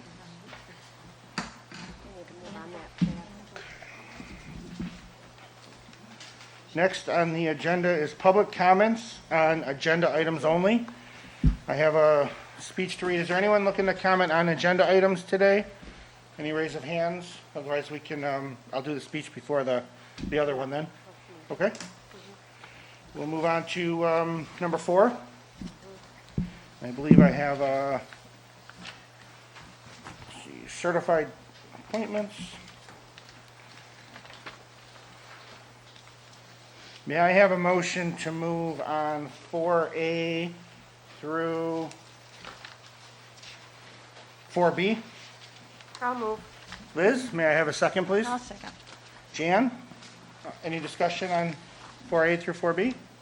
I just have a quick question, Matt. I noticed, and not to say any specific people, but the tenure approval is different. Sometimes it's 4 years, sometimes it's 3, and these appointments. Why are they different? I think it depends on the individual circumstances. Dr. Savoni? Yes, if you were hired, for administrators, for example, if you were previously tenured as an administrator after last June, then you only have a 3-year. You've never, and it doesn't have to be, it could be like assistant principal to principal, or principal to director, something like that. It reduces it by a year. Okay, so all those differences come from state ed? Correct. Okay, that's all I needed to know. It wasn't some Yeah, just not local arbitrary. decision. Yeah, okay. Just wondered. Okay. Any other discussion? All in favor? Aye. Those opposed? 1, 2, 3, 4, 5, 6 yes, 0 no. We have, let's see. Let's make sure I get this right. Yeah, you have to abolish. We got to vote to abolish a position, so 4C. May I have a motion to abolish 4C? I'll make a motion. Diane, and may I have a second? I'll Anyone? second. Peter? Any discussion? All in favor? Aye. Those opposed? I'll give Jody a second to catch up 4C. I'm good. Good, okay. All in favor is aye, those opposed were none, so move 7-0. And that, I don't want anyone to freak out about 4C, because 4D seems to make that better. 4D, create a certified position. May I have a motion to approve 4D, please? All motion. Molly, thank you. May I have a second? I'll second. Ooh. Oh, I'll Take give it- whoever you whatever. want. I'll go with Diane on that one. Diane will second. We don't get any Any points, so. discussion? All in favor? Aye. Anyone opposed? So approved 7-0. Looking at the agenda here, personnel classified, resignations, appointments. Looks like I could do a motion to move on 5A. I'm looking at all the way through even 7 reports, 7B. Does anyone, Can we And- do, I'm sorry, never mind. okay, I'll ask for a motion on 5A through 7B. I'll make it. Jan, may I have a second? I'll second. Diane, can we have some discussion? Anyone wanna, I think Molly's got her hand up. Yeah, I just, there was, hang on. Yeah, plenty of time. I know it was a lot to put into one group. No, okay, so these are all coaching positions, and then Coaching advisors. where are our advisors? What does that fall under? F. F? Activity advisors? Yeah, I just wanted to ensure that the activity advisors, that all of those activities and clubs would be in person. Do we have that information?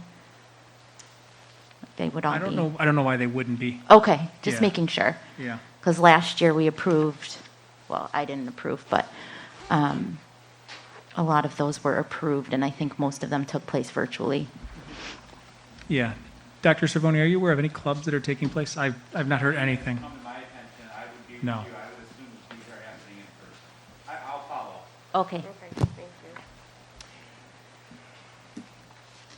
And my understanding is if there's a name after it, that means it's happening. Correct. So that's really great to see.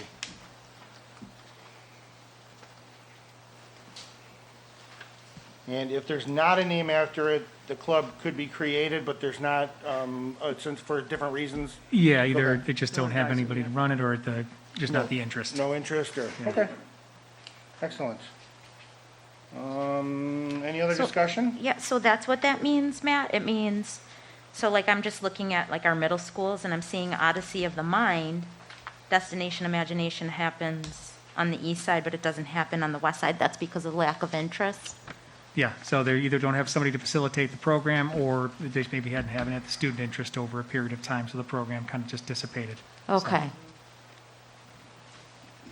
Thank you. So not to So in theory, the money is set aside though, if someone was interested? Yeah. Like, It's okay. budgeted for, absolutely. Yeah, okay. Yep. No, that's actually some great information, because, obviously this is a public list, so people people might not realize that. Like, I know there's a few things in here I was looking at that seemed interesting, but, again, you gotta have a group of kids and you gotta have facilitators. Okay. Any other discussion on that? No. Are we going to 7A? I apologize. Are we going to 7A, you said? I said through 7B, if that's Oh, okay with 7B? everybody. Yep, okay. Anyone have any issues? Okay, discussion's over. All in favor? Aye. Aye. Anyone opposed? No? Move 7-0. And, John, is there a spot where did we get to that part yet, where we introduce? Yes, thank you very much. Oh, this is one of my most favorite things that happens, and we haven't been able to do much of it.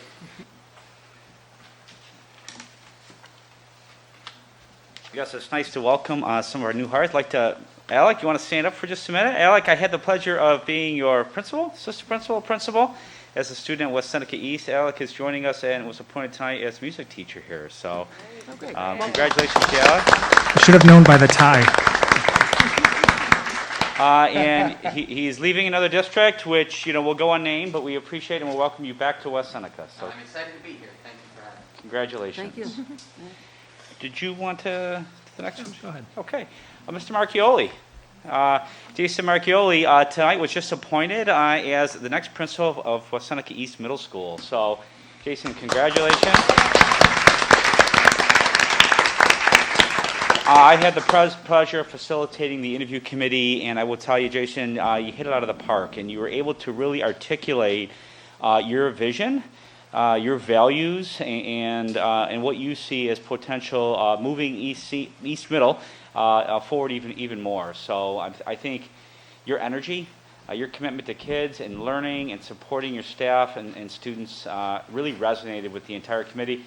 Your obviously work here at West Middle, your work that you've done on PD with the new Teacher Academy, we're lucky to have you. So congratulations. I know this is a big deal, getting that principal position, and it's well deserved. So congrats.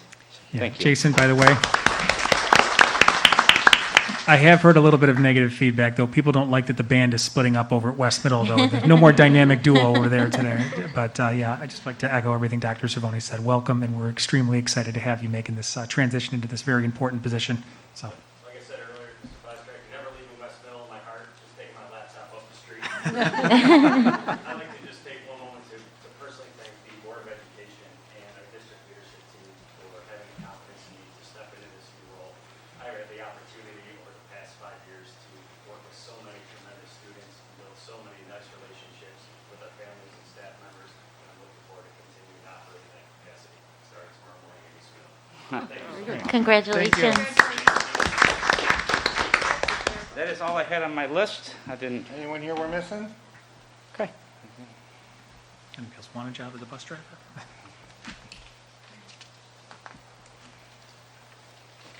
Okay, we can, I was looking for someone to make a motion on 8A through 8I. Some really great stuff in here. Anyone want to make the motion? Anyone? Can I make the motion? I'll make the motion. Diane's going to make the motion. Anyone want a second? I'll second. Liz will second. We have the capital outlay project. You might want to mention the donations. Oh, 'cause yeah. They're pretty good donations. Yep, got my little circle here when I turn the page. West Senior Varsity W Club, receiving a great donation. Actually, it looks like they received a few. That's great. We really appreciate that, especially when it's, goes right to the students and their activities. Let's see, what else do we have on here? Audit reports, with the external audit report, was that what was presented on earlier? Okay, and then I guess that, so we're presenting that. Trip to Mount Vernon, some varsity wrestling, and some planning periods.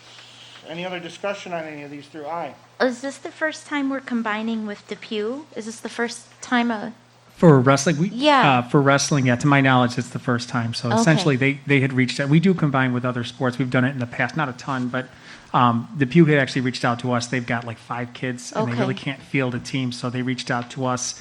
So then Mrs. Falcaro Doherty had contacted the coach and the principal to say, are you guys good with this? Just to give these kids an opportunity to be able to participate. Also, I guess a couple of the kids who are really good wrestlers, Yeah, I was just going to say probably enhances our program. It does, yeah. And Yeah. our program is, we can run a program, but Yeah. it's nice to have a few extra there to fill all your weight classes and everything. So. Okay, that's awesome. Mhm. Great. Any other conversation? All in favor? Aye. Anyone opposed? Passed 7-0. We move on to the public comment section of the evening. Let's see, I have a list of people here who want to come up and speak. I will do my thing. The public comment section is time set aside for the community to speak directly to the Board of Education. You should note that the first public comment section is only for items related to agenda items. This will be the second one. The second section is for any other comments. Each speaker is given 3 minutes with the total allotted time to last no more than 30 minutes. When called, please step up to the podium and state your name and address. Please be respectful in your comments and do not divulge any personal or confidential information. For example, names, specific situations, etc. The information shared will be carefully considered and the appropriate person will contact you. If you'd like to be contacted, please leave your information with the district clerk. Again, I'm going to call up names how they are on the list. And I will ask that if we can, it's really difficult for me to cut people off when they're talking. Kind of keep an eye on me if you're worried about going over the 3 minutes. And I will say, if you have more than 3 minutes of stuff to say, there's no rule that says you can't stick around after the meeting and bump into me in the hallway. I'm not going to put anyone else, if they want to, great. If not, I understand. But if you feel you got a lot to say, I have no issue sticking around after a meeting to talk to you more. But it makes me very uncomfortable to cut people off while they're talking. So just kind of, we've got the 3 minute rule, and kind of keep an eye on me on that, and I'll walk you through it so I don't have to just cut you off mid-sentence. I know what everyone has to say is important, so I appreciate that. And again, if it's more than 3, stick around for the meeting and we'll set something up, or we'll say hello then. Thank you. I will start with Jennifer Gus.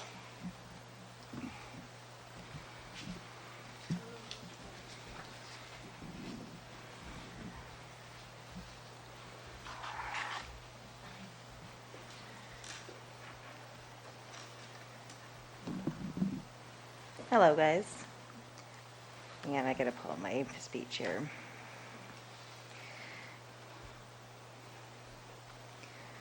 Oops. All right. So I've been coming to these board meetings since maybe May, June. And what I have seen from listening to the board meetings, speaking to other parents, and seeing for myself, there is a huge disconnect. There is a huge disconnect between the parents and the school district. There is a huge disconnect between the school district and the schools. The school district is a business where you provide a service to the taxpayers to educate our children. There should be an open communication between parents with everything that happens within the schools, and not just after the fact that it happens. For example, stay in place, fire drills, active shooter drills. Are we going to drop the ball like Frontier did in regards to what happened with their school shooting? Not school shooting, but you know what I mean. Every single school district, every school should have, every school should be on the same page with each other. Yes, the principal should have some say in regards to what happens in regards to it. But it is the district's job to make sure that each and every school district is informing the parents in what's happening in regards to the school. The schools should release information on the same time in regards to what is going on in the school. Calendars, district calendars, what's going on in the schools. School supply list is a big one in regards to the beginning of this year. I also like to see West Seneca stand behind the parents, taxpayers, and our children to fight for the best possible education possible. and we need to work together to collaborate and make this work during COVID and anything after. I would like to see questions answered directly and not give answers given the runaround. So I have 3 questions in regards to the situation, a couple of things that I came up. I want to make sure, I want to know what the board's going to do to make sure that West Seneca does not allow critical race theory in the classroom. Is the board going to fight the parent to protect the parents' rights to make sure that they are able to make the decisions about what is right for the child's COVID vaccination or any vaccination? And what is the steps the board is going to make it easier to communicate with individual schools and the board and to the board in regards to any questions and concerns that any of the parents has in regards to their children who attends any West Seneca schools in the district? Thank you. That was perfectly timed. Thank you, Jen. You're welcome. Appreciate that. Now we're screwed. Sorry, guys. Sorry about that. I don't know how to show it up. There we go. Okay, that was perfect. Thank you, Jen. Any, next? Good. How about Kristen Baller? Did I get the name right? Thank you for coming tonight. Did you want me to let you know when it's a minute or anything, or just kind of wave when it's close to 3? Okay, we'll do our best. Sorry about the volume on that. What was that? Yes, all right. Name and address, please. Kristen Bowler, 100 Southwood Drive, Southwest, West Seneca. It's one of those days. We all get nervous talking. In regards to quarantining students, I'm just questioning because why did we not have a plan before the school year on what was going to happen when these kids were quarantined? Why did we not foresee an issue on getting lessons to these children? In my sake, my kid was put on quarantine, sent home on the 16th of September. She's still trying to catch up on the work from then to be able to do this. This is not acceptable for our kids. Our kids are getting pushed back and behind, and now she is now delayed in her lessons, and she's going to be going behind, and it's not very fair to her. I also have another question. Who will be doing the COVID testing if they're saying that we're trying to get the COVID test daily so that these kids can come back into class? I asked the Department of Health when she went on quarantine. They told me straight at no. I can't get her tested to come back into school, that was not going to be an acceptable thing.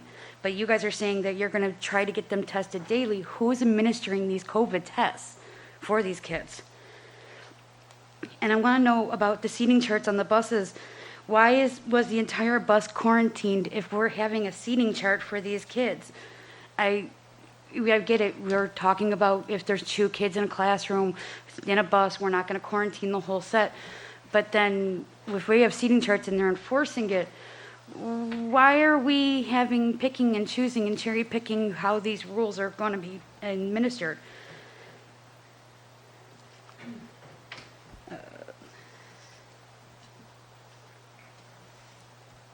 I think that was about all I had.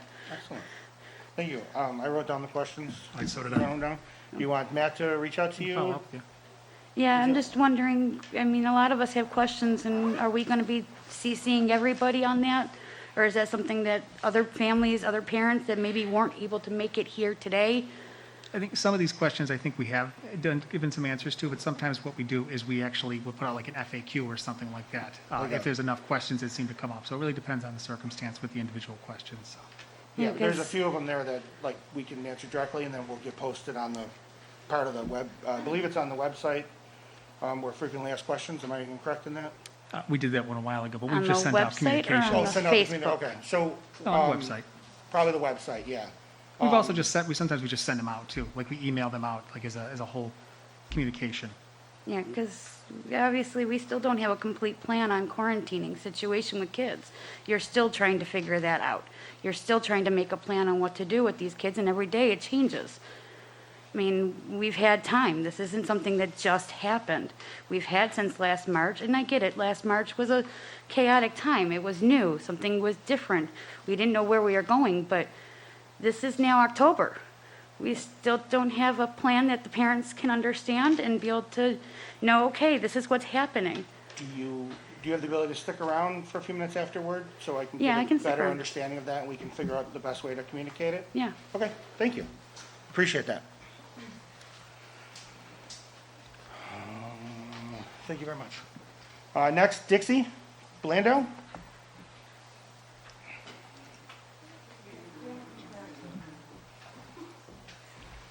You good, or do you want anything? With the waive or anything? You good with the 3 minutes? Okay, great. Thank you for coming tonight. It's been a long time since I've been here. Dixie Blando, 4063 Seneca Street. Vaccines for students. How is the district going to plan on handling this when parents make the decision to or not to vaccine the kids? Are they going to have an option to still come to school? I want to know what plan the district is starting to put together. Let us not wait until the 11th hour, like with the quarantine stuff. As far as the kids go, are they going to still be educated whether they're vaccinated or not vaccinated? Has the district decided anything at this point? Okay. If you could get back to me to let me know, and then we'll post it, because obviously we're back to, we don't answer the questions while you're here. And I know a lot of people, especially the press, would like to be able to express these things. So my concern is that my circumstance, my doctor has already expressed to me that I cannot get the vaccine because of certain circumstances. Doesn't benefit me for starters, and I still want to be on this side of the dirt. There are children that have the same aspects. We need to figure out now how we're going to educate them, whether they're vaccinated or not vaccinated. Thank you. All right, thank you. Appreciate it. Okay. Susan Mendel? Did I get that right, Susan? I'm very nervous. Oh, I'm not sure if I want to. that's okay. I won't throw anything. Come on up. You're amongst friends. We don't bite. I may last 2 seconds. Okay. And again, if you're nervous enough, if you want to stick around or give a call or any of that, the option's always there for you. Okay, well, I'll try my best. Thank you. My name is Susan Mendel. I live at 435 Main Street in West Seneca. I am a teacher's aide at West Seneca, in West Elementary. I work in 811 and been doing that for 6 years. And just a few statements and some questions. We were just recently told that if we're not vaccinated, that we will have to start testing on a weekly basis. And I am not vaccinated, and I never plan to be. And I guess I have done my research regarding the vaccination. And to me, the risks far outweigh the benefits. And so what are the benefits of getting a vaccine? I don't see any. You still can get COVID. You can still spread COVID. And there are tons of people in the hospital right now who are dying from COVID with the vaccine. So I just really don't understand why we are being discriminated against and targeted for, that's how I feel anyway, I'm speaking for myself, as to why we should have to get tested on a weekly basis when we are no more of a threat to these students than the people who are vaccinated. We are no more of a threat. And it's very upsetting that I love my job, and that I have to now face the fact that I probably will lose my job. And this is really very upsetting for me to be up here today because I'm terrified. I've always done what I was told I was supposed to do. I've always gone along with everything, but I cannot do this. And I cannot believe that you will be supporting such a horrible thing to all these people who are, who love their job and who are at risk of losing it. and I didn't want to cry. But it's not fair that you are discriminating against us. I mean, if you want to test, then you test everybody. Do not pick and choose who you're going to test. And I've written letters to 2 people in this room, emails, and I did not get an answer back, but we got a very cold, standard reply back to our concerns, and that upset me more, because New York State is using tyranny and coercion against us, and I feel like you guys are just supporting that, and that really upsets me, because I know that this district is better than that, and that you need to stand behind your employees who have given everything to this district and who go above and beyond. And I probably have more to say, but I think I'm done. Thank you very much. Thank you, Sue. Thank you. I'm sorry. No, don't be sorry. No, thank you for, saying how you feel.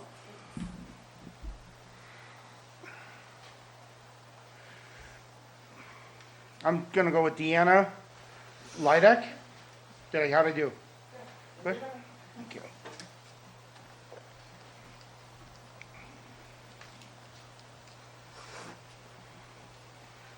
Hello. I'm a little nervous here, Okay. so just bear with me.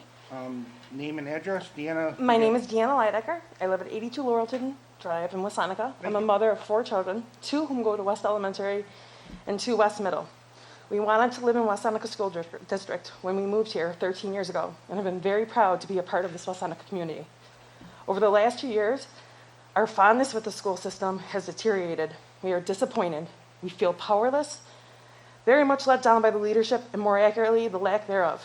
From the school board, I feel like the district is not holding up their end. As you know, the West Seneca schools were fully remote until January 2021, at which point our mass children were allowed to return in person learning with varying degrees of schedules and timeframes. Furthermore, my 6th grade son was never allowed to return. He was never allowed to return in person for more than 2 days a week. As the letter we received indicated, I quote, "They are not able to fit into our classroom at a 3-foot distance." To the best of my knowledge, no changes were made to 6th grade wing of the West Middle School, and 3 feet social distance still cannot be mandated. If my understanding is correct, then I would like to know how the school district intends to comply with the social distancing guidance based on the Erie County Department of Health guidance. It states that, quote, "Schools should implement physical distancing to the extent possible with their structures." As a concerned parent, I'm just trying to attempt to understand why the mask mandate is so easy to comply with, yet social distancing of the same guidance is not. Now I have packets are being sent home from school in case of a shutdown for the last few weeks, preparing for virtual remote learning, but with no additional guidance or reasoning as to why this is. I would like to understand what is driving this. What event or data will be used to make the determination of the virtual remote learning once it's in place again? So again, my summary of questions would be, I would like to understand what the current requirement for social distancing is, specifically the 6th grade wing of West Middle. As item 7A of the Erie County Department of Health guidelines states, quote, a distance of 3 feet is strongly recommended between all students. And what changes were made in the classroom that now can accommodate this distant requirements? Additionally, what money accommodated the distance requirements? I'm sorry, let me say that again. Additionally, what money was used by the school to accommodate these changes? Did the taxpayers pay for these accommodations, or was this part of the assistance package that the district received? 2, although the Erie County Department of Health guidance seems to treat all the items the same, does the West Seneca School District place more emphasis on some items over others? And if so, who makes the determination, and what data is being used to inform these decisions? Is the Erie County Department, and number 3, is the Erie County Department of Health preparing to update their guidance for force of our youngest, most vulnerable citizens to once again be damaged by being banished to staring at a computer screen for their education? Is this West Seneca School District being mandated to put these packets together in order to maintain their compliance and assistant funding with the Erie County Department of Health? And if so, what is the total amount of funding that you are receiving for compliance? Or what is West Seneca School District deciding on its own? Or is West Seneca School District deciding on its own accordance to proactively send home the virtual remote work packets? And if this is a decision by the district, who made the decision and on what authority? Thank you. And I did not get, you got the last question written? Okay, I wasn't able to get the last one. Thank you. Anyone who's interested that's not sticking around, does the district clerk have your name and email, phone number? Okay, and the way you prefer contacted? Okay, and again, as we answer these questions, we can look at putting out a email or something, depending on where they need to go? Correct. Okay, great. And I will point out that, again, one of the things we're working on is community relations person, getting them in here to work on helping get information out. That is something that we're taking a step towards working on. Yeah. So, And if I could just say, I know I'm listening here, there's a lot of people want to talk. We have no plans to go fully remote. I will just tell you that, so. So the stuff being sent home is just in case? It's probably in case of a quarantine, to be quite honest with you, so. yeah, I know at the beginning, the quarantines were coming fast and furious. Puts that theory in, I guess. I just wanted to let you know that, Yeah. again, I'm trying to make sure we have enough time and space to have everybody's questions answered. And I'm checking down, I'm making a lot of phone calls tomorrow, to be honest with you. But then we will also compile some of these questions and put them out in some sort of a communication, just for everybody to be able to see. So, okay, no plans to go remote. And worst case scenario, I know Dixie's got a handle on getting some information out too. I do appreciate you. I'm not, I'm not being sarcastic. Sometimes I sound sarcastic, but thank you. And thank you for everybody for coming.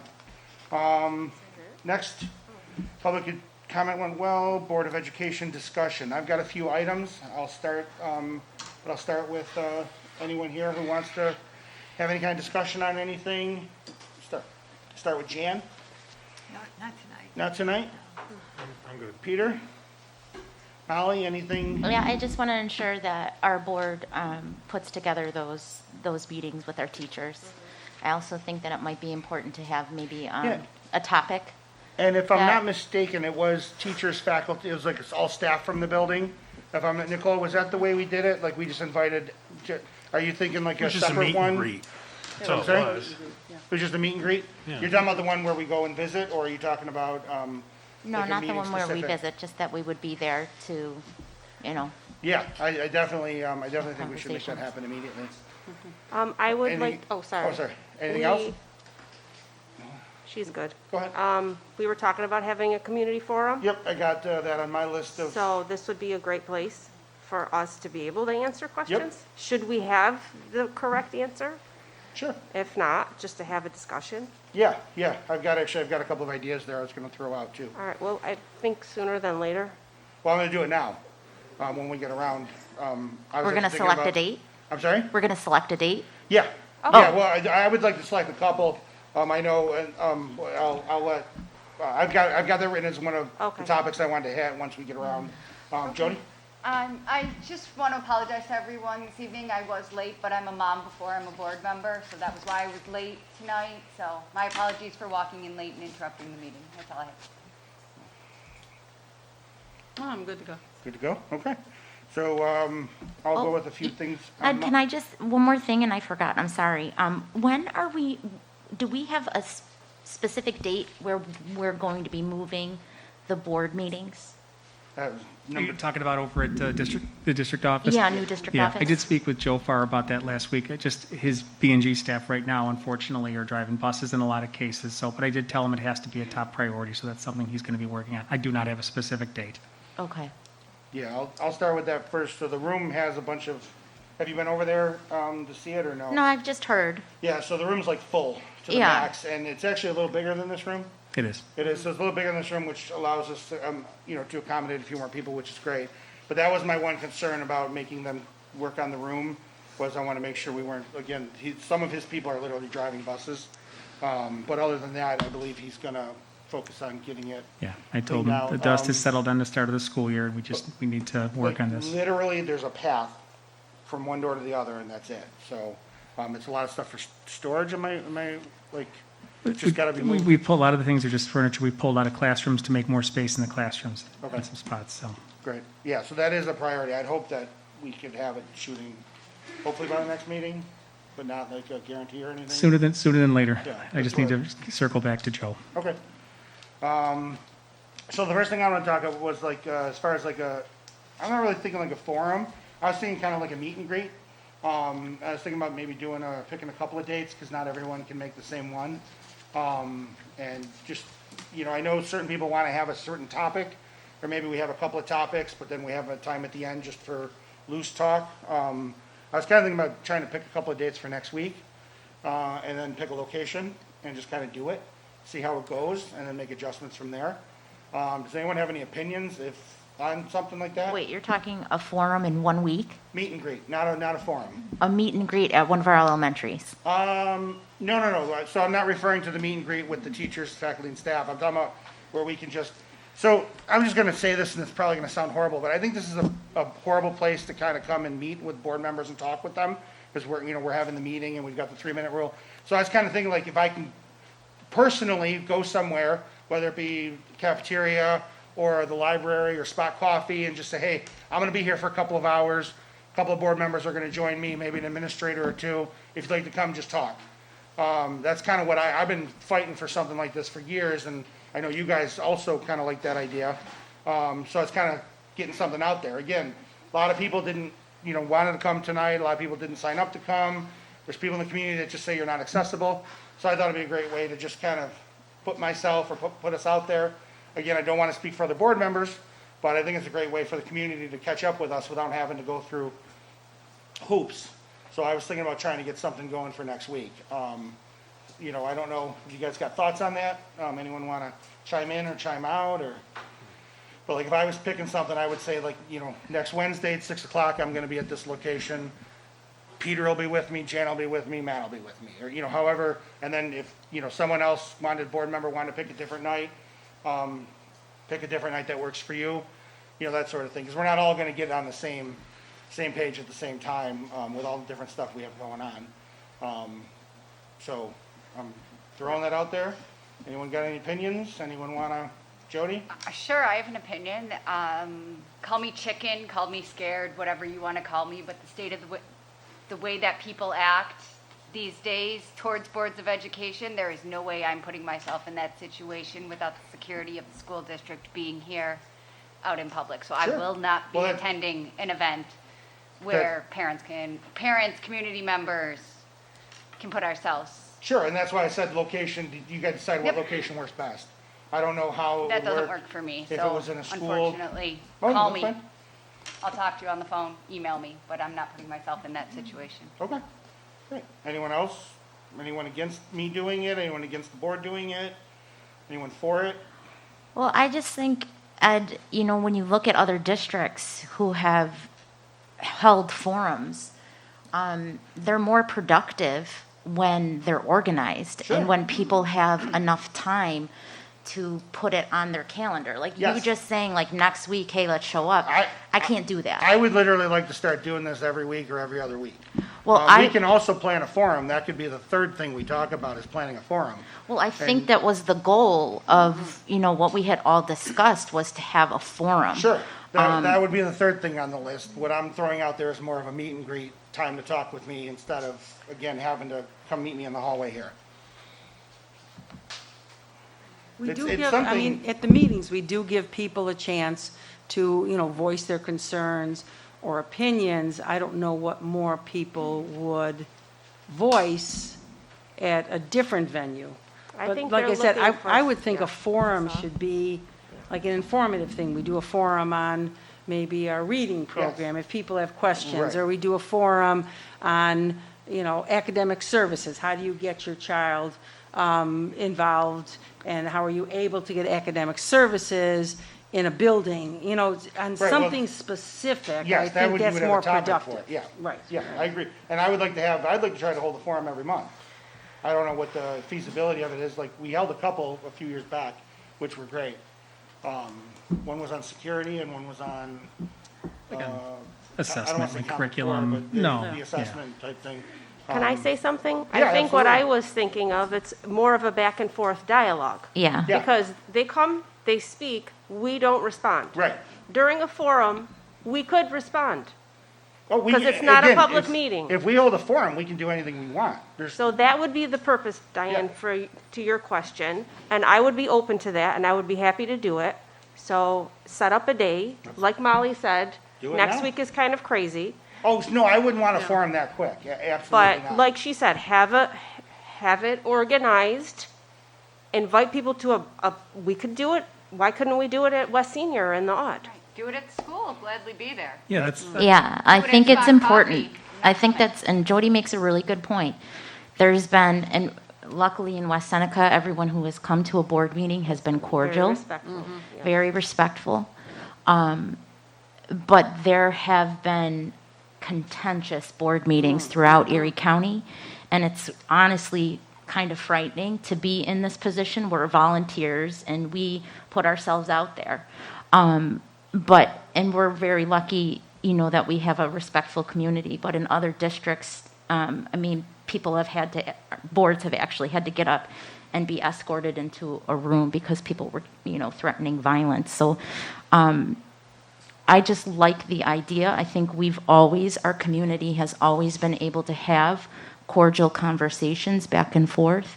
But I do like the idea of it being organized because I've run forums before, and when they're not organized, it's chaos.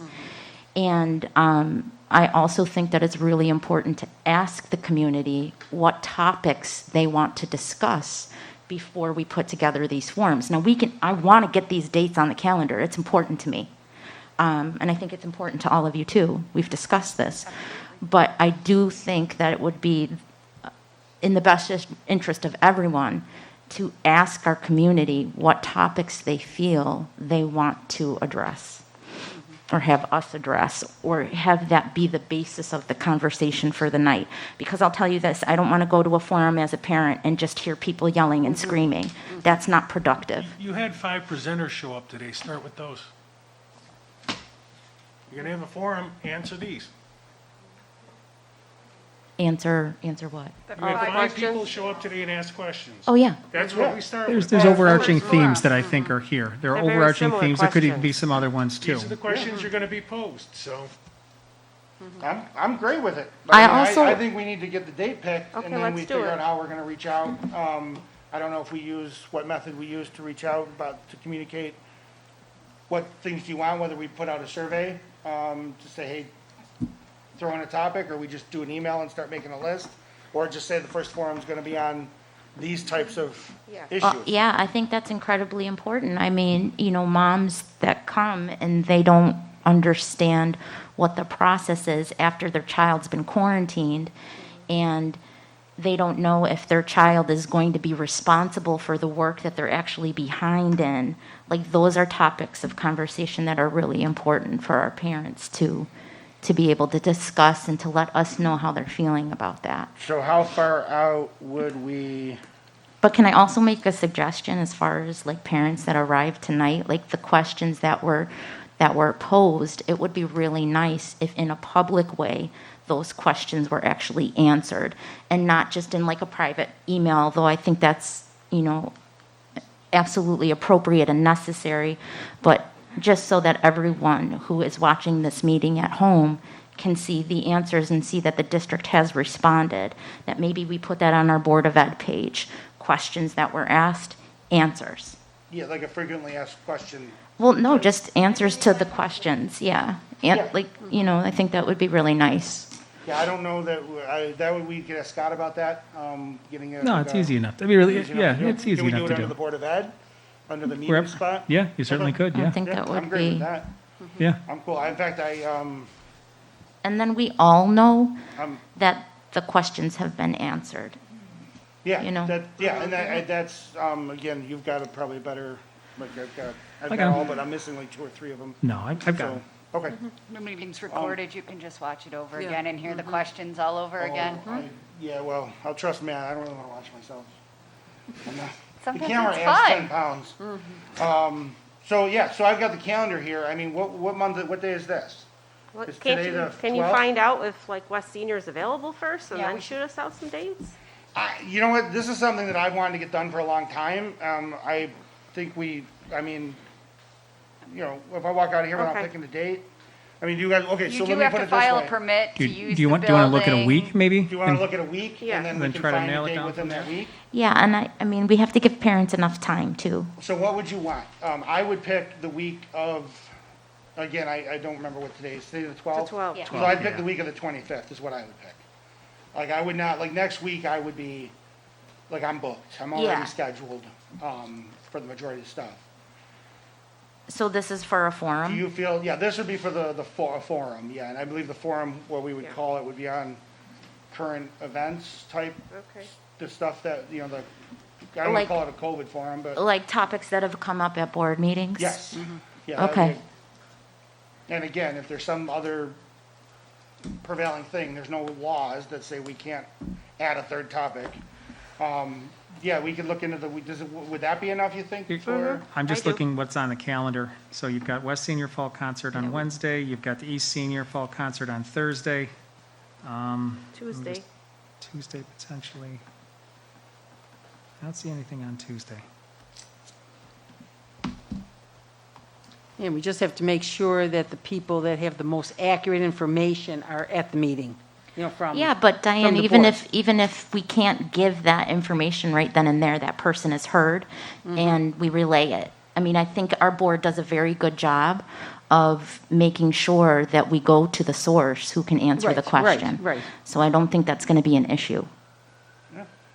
So we want to shoot for something that week? Ma'am, may I ask you a question?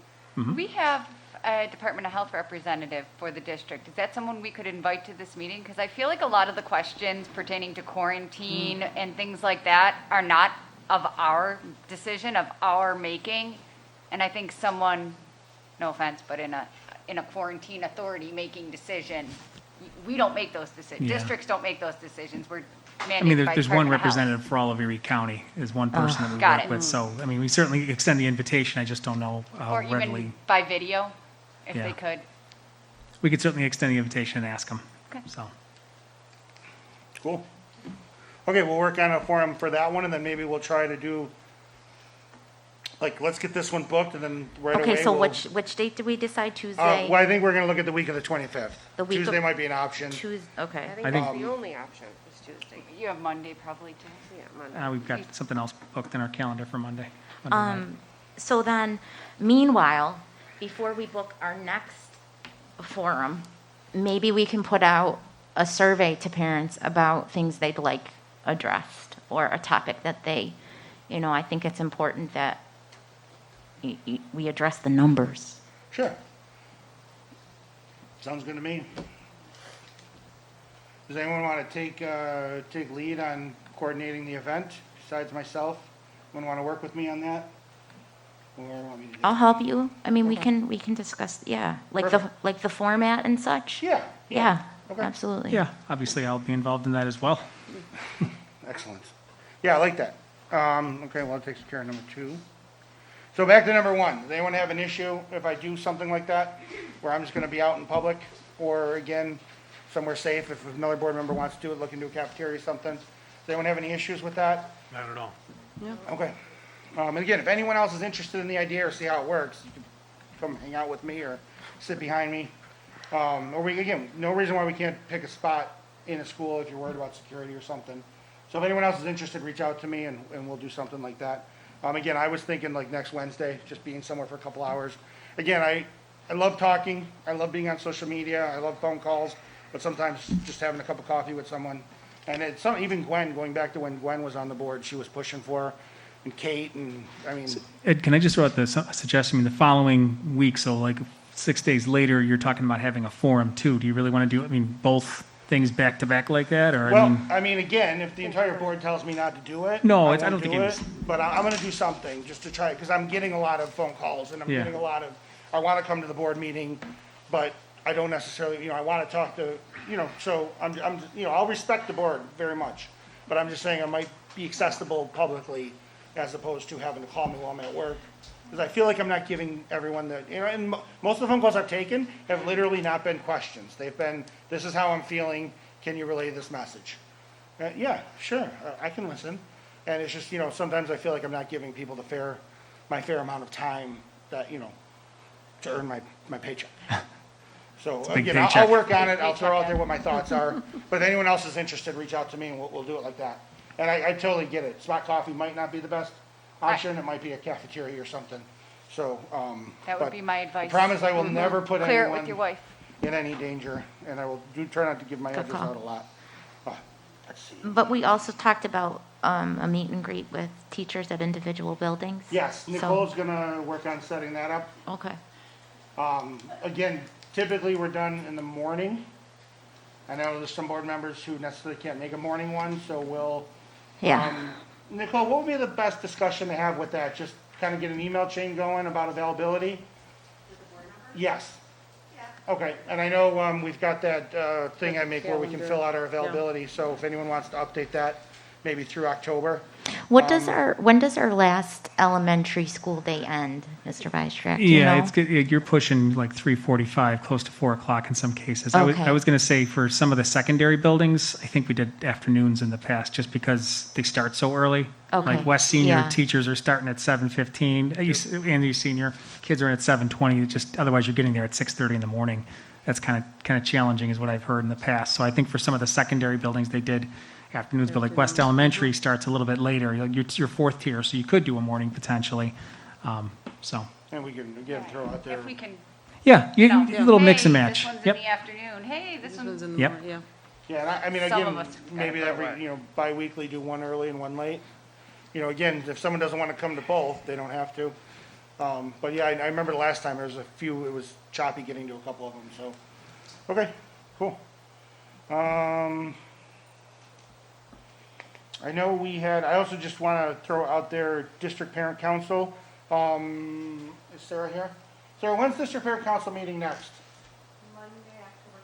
Okay, Monday, October 20th. Are you going to send invites out? sounds like a bad day for a forum. What was that? Sounds like a bad day for a forum. If DPC I think they were is looking at meeting. the 26th. Ooh, maybe DPC could come. Or do you guys have your agenda already set? Okay, perfect. So we can kind of clue you in on that and, okay. So you're saying you want to make it the 25th? Is that what I'm hearing? Or are you still thinking the 26th, the Tuesday? You can talk with your board if you want. Okay. One way or another, yeah, it'd be great if they came. It would be nice. Yeah. I know District Parent Council you haven't had public meeting yet, right? Okay. You know what, Ed, we've got the 25th. Oh, no, Okay. sorry. I was No looking at a problem. different date. No problem at all. I know we talked about those shirts that we were looking at. Do we want to go with those ones off that website that Melissa put out? Do you like that color and everything, or do you want to go? I already ordered mine. so- Oh, you did? Okay, good. So that's what I was going to tell you, was it can be ordered, I ordered one directly from that store that's set up, but I do love, clearly I'm not a suit and tie guy, so I love that option of getting something with the logo on it, and I like that logo. Yep. It's, I believe the store's open for a little more than a week, might be almost 2 weeks open on it, so if anyone's interested, check it out. And, again, great idea. I appreciate that. Nice to have something to wear, even if we're out at an event or something. School meet and greet, shirts, DPC, kids, I think. Oh, the one other thing that we were looking at was, I know we can't do this with space and everything, but I really miss the 2 high school representatives. Diane's brought it up, some other board members have brought it up. Can we work towards that, or can we choose them and then kind of see how they're comfortable coming, or, even if they I think came. we can accommodate. I really don't think that's an issue. Okay, think I we just can- didn't want to put any, if they, look for a volunteer as opposed It's to. 2 extra picking. people. Yeah, Okay. it's 2 extra people in the room. I'll sit really- closer to Diane so someone can sit here. Yeah, I enjoyed them coming to the meetings, I know we all did, so, if we can work on that. It's important. Yeah.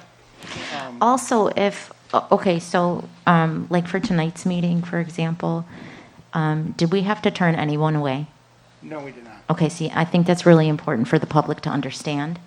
There is a misunderstanding out there that we are holding our board meetings here to keep the public at bay. It's just not true. If we had enough people email in, we would move it to a bigger venue, correct? We've done it in the past. Yeah. So I just want to make sure that everybody knows that. And if I think the board needs to know if we are over the limit so that we can discuss moving the board meeting to a larger venue. I think it's important that we're accommodating everybody who calls in Absolutely. or emails in. Emails in. Yep. And one of the things, one of the things I'm hoping maybe these forums can help alleviate is a lot of people wanting to come to a board meeting. Again, if we had a forum last week, a lot of those questions could be answered. So if we kind of get a regular forum thing going, then it might, again, I appreciate everyone coming, but this isn't the best avenue for a conversation, and I do like having the conversations about it, so that'll also help. And then we can have our, you know, which is very informational what people are talking about, but not everyone, you know, is here to sit through to find out about our budgets or our audit committee. So I think that helps too. That takes care of everything I wanted to bring up, if we can work towards that. The other thing we're gonna work towards in the future is getting, hopefully some kids involved at the, high school level where we go and visit with them, almost like create a, Diane, what did you call it? It was called some kind of council. Like a council, where we get some leaders from throughout the high school and we can meet with them. So that's something we'll work towards. Just to get the input from the students, you know, what they see in the schools, what we can improve. Because we're always looking to improve things in the schools. Great. So if we have the input from all the stakeholders, that's the best way to improve. Excellent. Okay, anyone else have anything they want to bring up or discuss? Oh, excellent. Oh, Jan did get honored at the Erie County Association of School Boards for her 30 years of service to West Seneca. Good job, Jan. Thank you. Thank you for your dedication. I told them it's a life sentence. Thank you.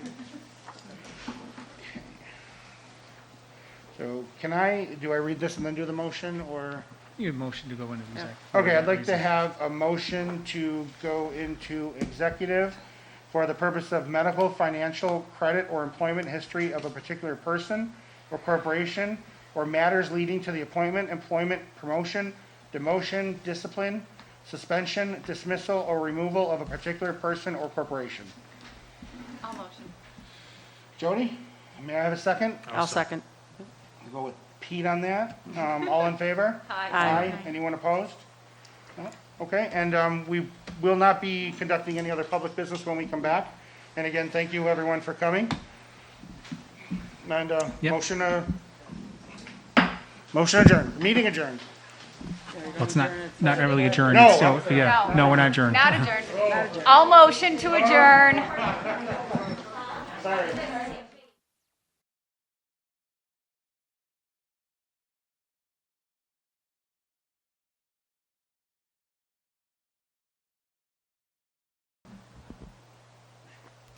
Thank you, and we're back from executive. May I have a motion to adjourn? I'll motion. Jody, may I have a second? I'll second. Peter, all in favor? Aye. Aye. Anyone against? 7-0. Thank you. Have a great night.